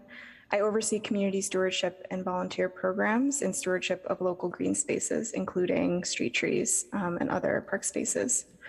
We're a proud member of the Forest for All Coalition and the Playfair Coalition, and I want to reiterate that we do believe that the city needs to set a goal of at least 30% canopy by 2035. And while we commend the increase in the FY23 parks budget, it falls short of the needed full capital and expense funding for the urban forest. I won't repeat all of the benefits that everyone has talked about already about the urban forest. I do want to highlight one, which is stormwater absorption, which is one that is especially critical in Gowanus. The canal receives 363 million gallons of CSO, or combined sewer overflow, per year, and street trees are an essential infrastructure to mitigate this pollution. In Gowanus, 670 young trees installed over the past decade are filling a neighborhood-wide gap in the urban canopy. And I want to stress that the neighborhood is rapidly changing due to the newly approved rezoning, the Superfund cleanup, brownfield remediation, and these construction activities and demolition pose additional threats to mature trees and newly planted trees. This is a common theme in this hearing. We have to ensure adequate protection and replanting in order to sustain the urban forest in this neighborhood, but also across the city. So trees provide critical benefits of flood management and cooling and shade, but they do require maintenance and protection. And in Gowanus, we work with volunteer tree stewards who water, weed, prune, remove litter and debris. And while we rely on city funding like the Parks Equity Initiative, it continues to be severely insufficient. We're fortunate enough to have the resources to leverage additional funding, including from DEC and US Forest Service, and this fills a lot of the gaps in stewardship. And this includes tree guards, tree bed expansions, installing native plants, and providing free Trees New York Citizen pruner training.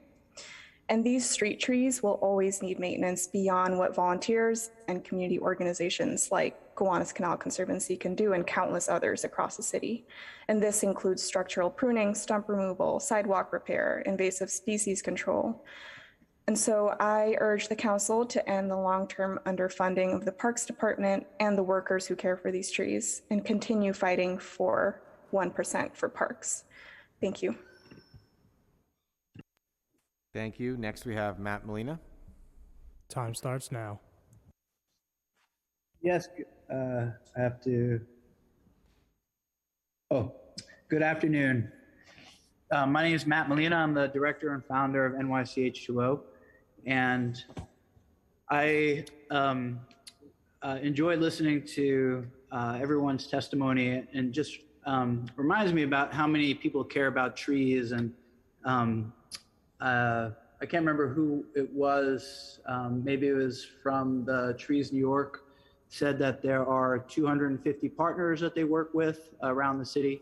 So I have suggested this before. I think that the Parks Department can really benefit, and the trees benefit from working with these partner organizations. And we heard from many of them today, including the Brooklyn Queens Land Trust, how they're already taking care of many trees. We have a summer youth employment program of 100,000 strong youth. I think we can employ at least 1,000 of them to take care of trees, and some things are as simple as clipping invasive vines, and that would extend the life of a tree, by decades. The tree can't keep living if it gets blown over in a storm because it had vines covering it and they basically act like a sail. So I think the resources are already here with the incredible talent and determination of New Yorkers. And I think that should be harnessed by the Parks Department and their partners. And I think this is a very, very tractable problem. I know from our work at NYCH2O, we help the Parks Department in many parks and the New York State DEC and their properties around the city. So I know that we could do even more if the opportunity were presented. Thank you. We have a question now by Councilmember Holden. I just want to, it's not a question, but I just want to thank Matt for all the work he does at the Ridgewood Reservoir. As you can get a glimpse of what Queens or that part of our city looked like before a man came in here and kind of, put a lot of concrete in the way. But again, Matt, I want to thank you for all the dozens of projects that you've done over the years with the volunteers to make it a little nicer in that part of in Queens and in my district. So thanks, and thanks for waiting for all this time to testify. Thank you. Thank you. Thank you, Matt. Next, we have Joel Kufferman. Time starts now.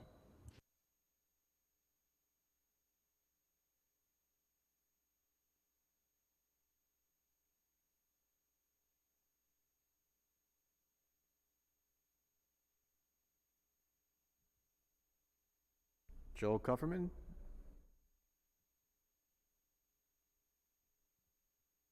Next, we'll move on if he comes back later. Next up is Rita Garcia. Time starts now. Hi, my name is Rita Garcia. I'm a daughter of immigrants and a lifelong resident of New York City. I'm testifying on behalf of myself in defense of the animals and the trees of East River Park. I think it's safe to say that we all love trees. And I really wish the Deputy Commissioner and her staff were here and that all the council members were still all here to listen. However, Mr. Krishnan and Councilmember Holden, as the only remaining members, I do urge you to please call for an oversight hearing immediately. Put your district in our district's shoes. Imagine all of us here who are testifying as your people testifying to save the trees. I've been advocating for the animals at East River Park for 8 months. It's very frustrating to see the city government and nonprofits preaching and seeking to educate the public about the importance of tree canopy. Yet at the same time, they're destroying the existing tree canopy in a disadvantaged community of color. It doesn't make any sense at all. Tree canopy obviously is provided only by mature trees. So I just have some questions. Why are we allowing this? Why are we allowing the city to destroy hundreds of mature trees? Why are we okay with spending money to destroy existing tree canopy and then replanting individual saplings that won't provide shade for years to come? Is there any coordination between the different departments of the city government, including the appropriate committees and city council, between those preaching the importance of tree canopy with those who actually are the ones who were destroying the trees and ignoring the community? With the rest of the world planting trees, promoting open green spaces as resilient flood protective sponges, and increasing access to nature and biodiversity, New York City is embarrassingly going in the exact opposite direction. What can you, city council members, what can you do? Well, be a real representative for the people. Be honest, be humble, question the authorities and these ill-conceived plans. Stand up for your community, stand up for our health, our mental health, our well-being. Do not let them destroy the rest of this park. We need an oversight hearing yesterday, and we need to bring back that deputy commissioner to hear us out. Thank you.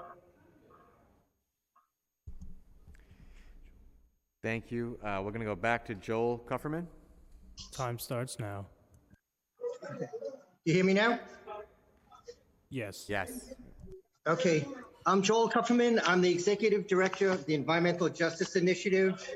I am counsel to Nycc Housing, Alfred E. Smith Tenants Association, Residents to Preserve Public Housing, and the New York City Community Garden Coalition. I concur with all the statements that most of the advocates have said about the value of the trees. We're concerned about enforcement and the health benefits that are even heightened now. And I just also want to cite one more health benefit. Harvard studies have shown that a slight increase in exposure to PM 2.5 causes a major increase in COVID death. A lot of that PM 2.5 is prevented by the trees, but moreover, it's caused by bad tree management. That's what we're facing at Smith Houses. We've been fighting a bad FEMA-funded contractor that basically trenched left the trees' roots open, compacted soil, and yet we fought and fought. Parks Department helped a little bit, but those contractors were paid. This is happening all over Nycc property. It was really good to point out that how many foresters are on staff at Parks Department. Nycc right now has one part-time forester that's controlling all the work, including $1 million worth of bad tree pruning that's going on. We really urge this committee to look at improving Nycc's stance on the trees, the accountability, and offering technical services that the Parks Department could do. Nycc is the second largest owner of trees in the city, and they're definitely under attack. At Baruch, they cut down 200 trees on the false pretext that there was a blight. So I really urge, and we'll sit down with you with detail of showing how Nycc could be benefited by Parks Department expertise. They're under reorganization, and I think we could actually put your foot in and preserve. It's probably the easiest way to have vacant land, and also we're very concerned about all that soil that's being resuspended into the lungs of those kids and elsewhere. Our second proposal is that there should be a tree warden system set up, an ombudsman system, that we could look at Massachusetts and Connecticut. It's involving more people, more enforcement experts, and giving them some accountability and enforcement bits. Part of the problem is that there is little enforcement that the city does. Up until 2-3 years ago, the city was owed $1.5 billion in uncollected fines. So the way to fight this back is by enforcement, finding out who keeps on violating, and the city has also a bad actor policy. We cannot hire those bad pruners, the bad contractors that are out there. And thus, we could reward the better ones. We're very concerned about enforcement. Time expired. Okay, and the third thing is, I just want to finish up. Proposal C is that the city could partake of a lot more services, including federal. We really urge you to look at the iTree program. It's used in small bits, but it's used in many, many cities and elsewhere that would help the city determine what's there, what's not there, but also record what's missing. And also, it would also aid Nycc. If Nycc just needs a full survey of all the trees that are out there, the Parks Department, and also would help the tree wards. And we'll be giving you details on everything that we testified today. Thank you.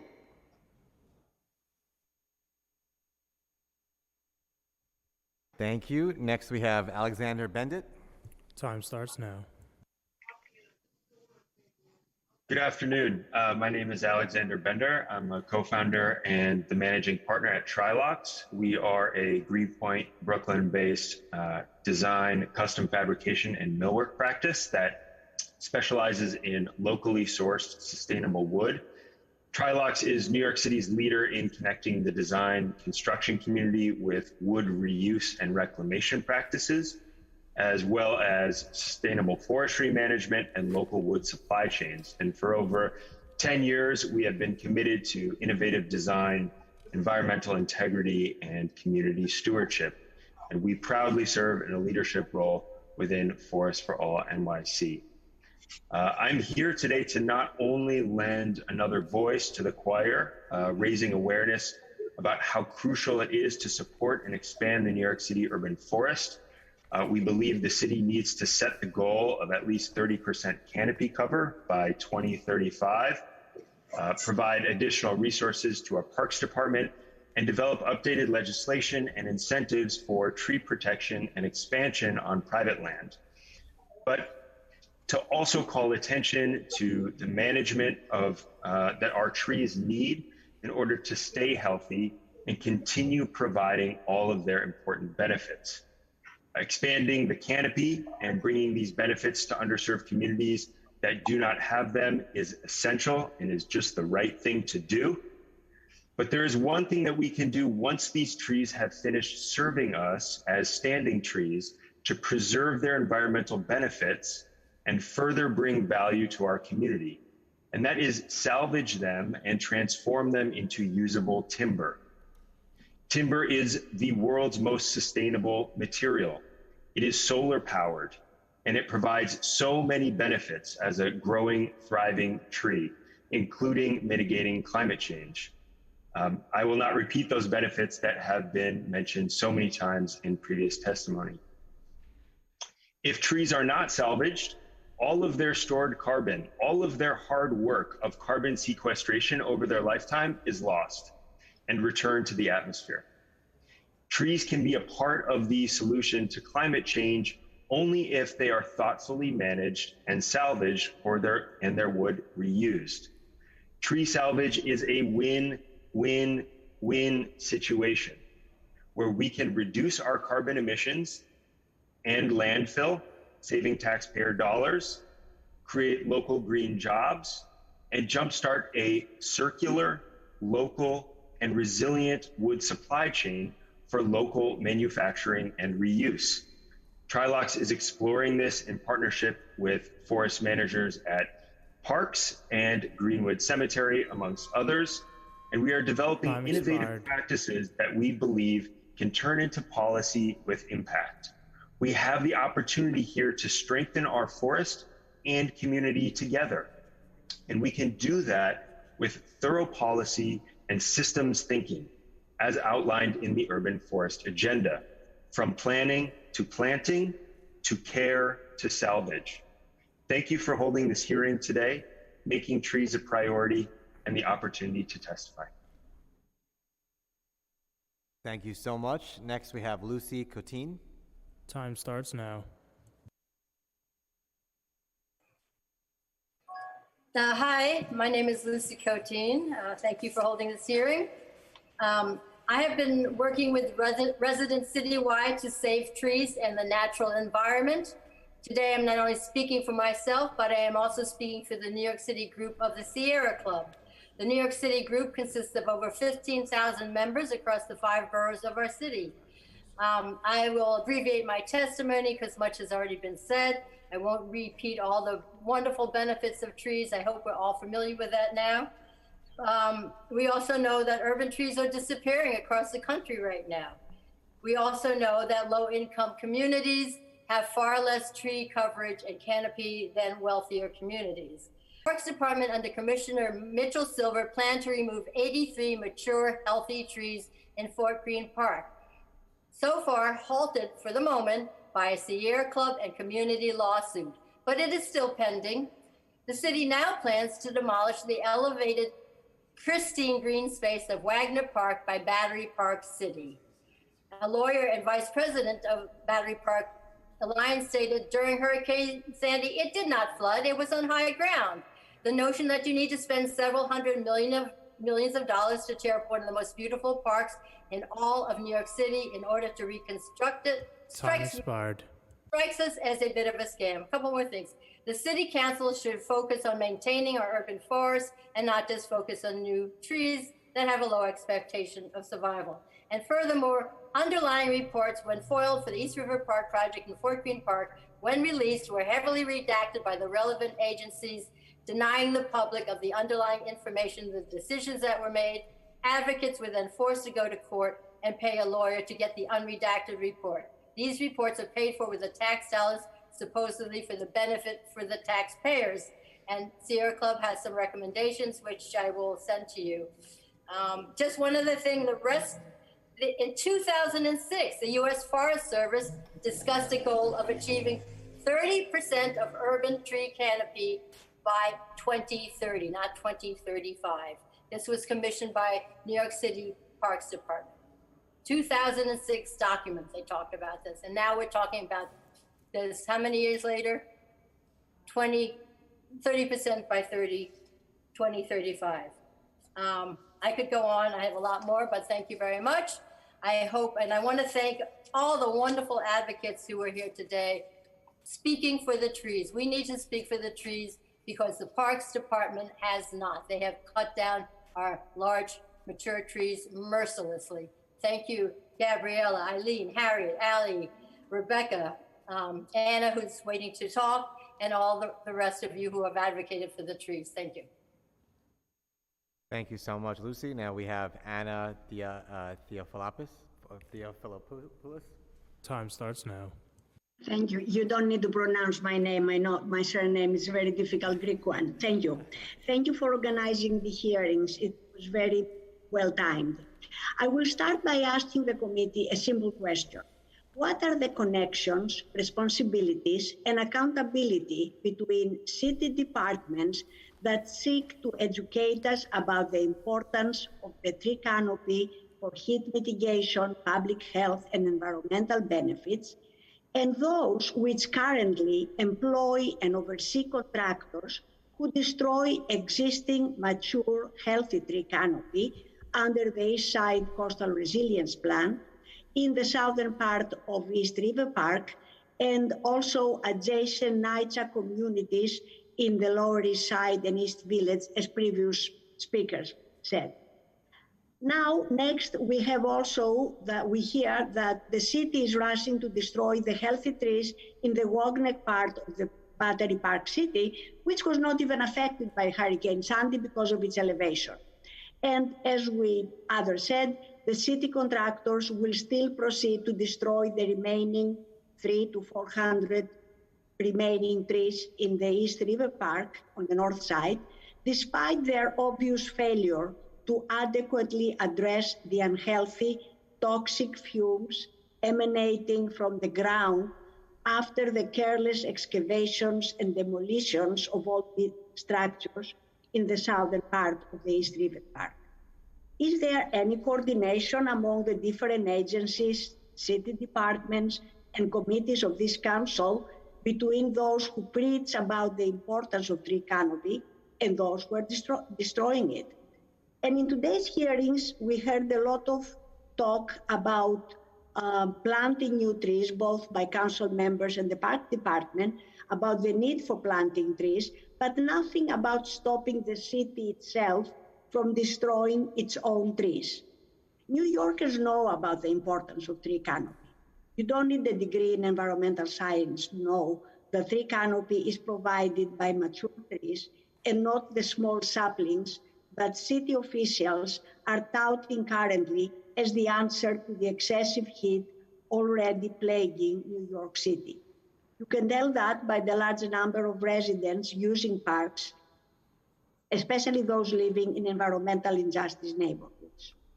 The argument used by the Parks Department and parroted by many politicians and others, oh, we'll replant for each tree cut down.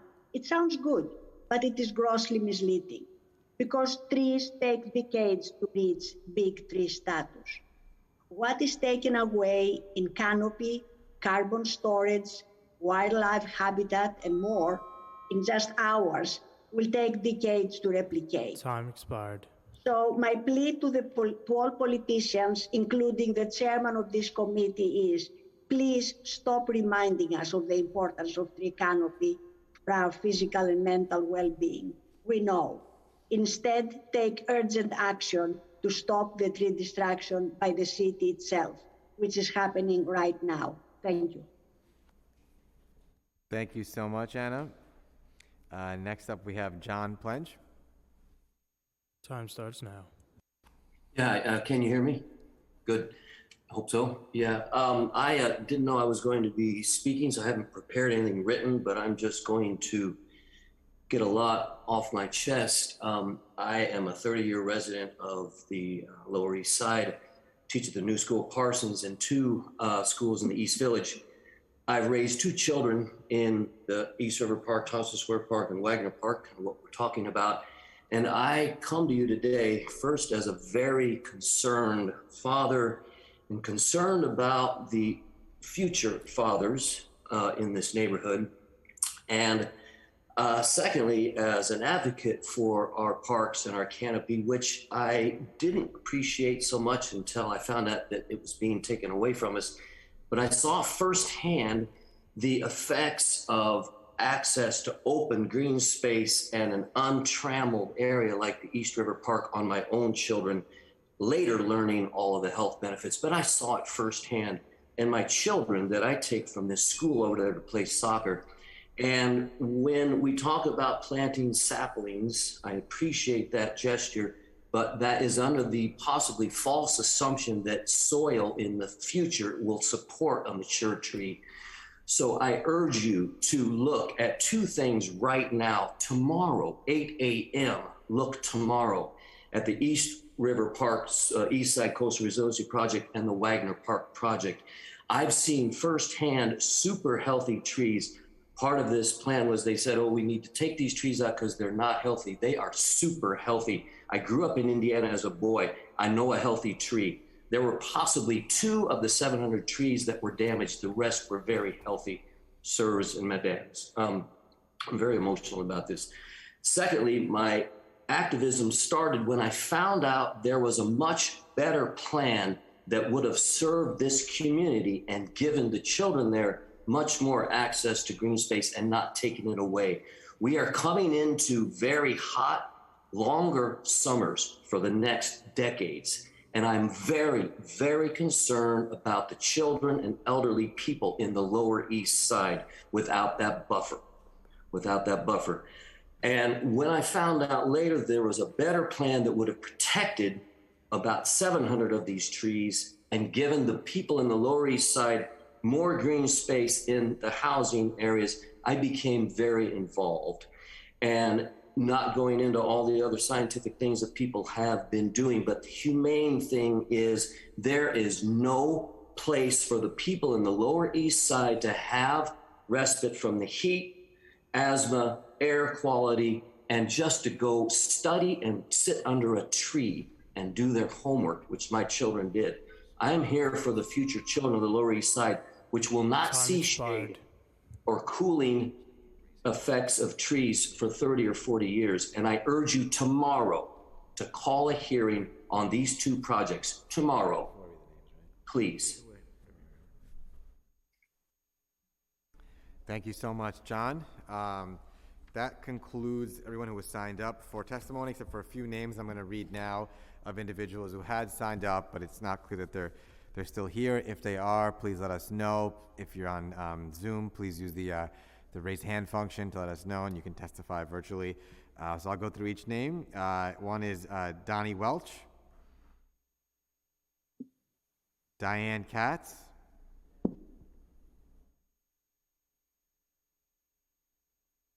Diane, go ahead.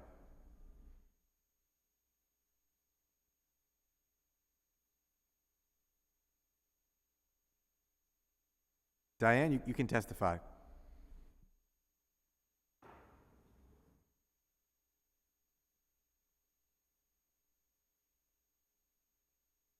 Okay, we'll keep going through the names, and maybe we'll come back to Diane afterwards. Wendy Brower, Alexis Gagne, Catherine Skopik. Yes, I can speak. Thank you very much, sir. I'm under Lucy's name. I've registered today. I thank you for holding this, and greetings, Chair Krishnan, members of the New York City Council and Committee on Parks and Recreation. My name is Catherine Skopik. I'm chair of the Sierra Club New York City group and delegate to Sierra Club Atlantic chapter. And I would like to say that the first thing I would like to say is preserve, protect existing healthy, mature trees. Any healthy, mature tree that's cut down is taking us that much closer to our climate crisis tipping point, from which we cannot return. Anyone who cuts down a healthy, mature tree is responsible, perhaps what could be considered a criminal act. We don't have 30 years. It's wonderful to plant new trees. It's important. We don't have 30 years till that tree matures, till we get the benefit of a full canopy. I want to thank Lucy for letting me know about this hearing. And I'd like us to look locally and globally. And before I do that, I would like to thank the Parks and Recreation Department for taking care of the trees in our parks. If you've never been to Inwood Park, go. There's some virgin forest there, the only place that we have it, and some very huge, beautiful trees. But the Parks Department has also done some what I would consider egregious, possibly bordering on criminal acts, by cutting down healthy, mature trees. I worked with Gabriella, helping with trying to save the Graniteville forested wetland. 19 acres of trees that were helping to absorb excess water runoff from these heavy rains, from storm surge and so forth, as well as so many species of mammals, birds, amphibians that lived there. This was their home.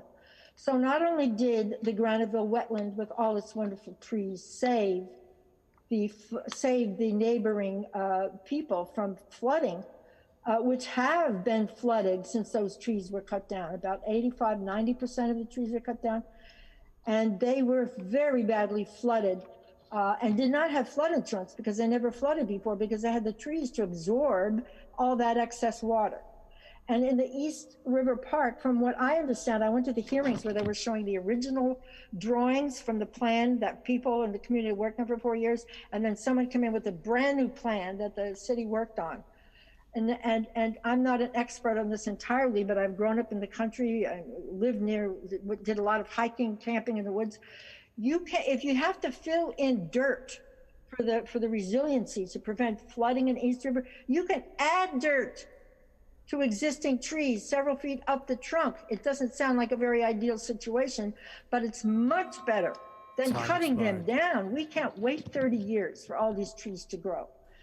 So I think right now, if the Parks Department would say, this second, we're taking a pledge not to cut down any more mature, healthy trees.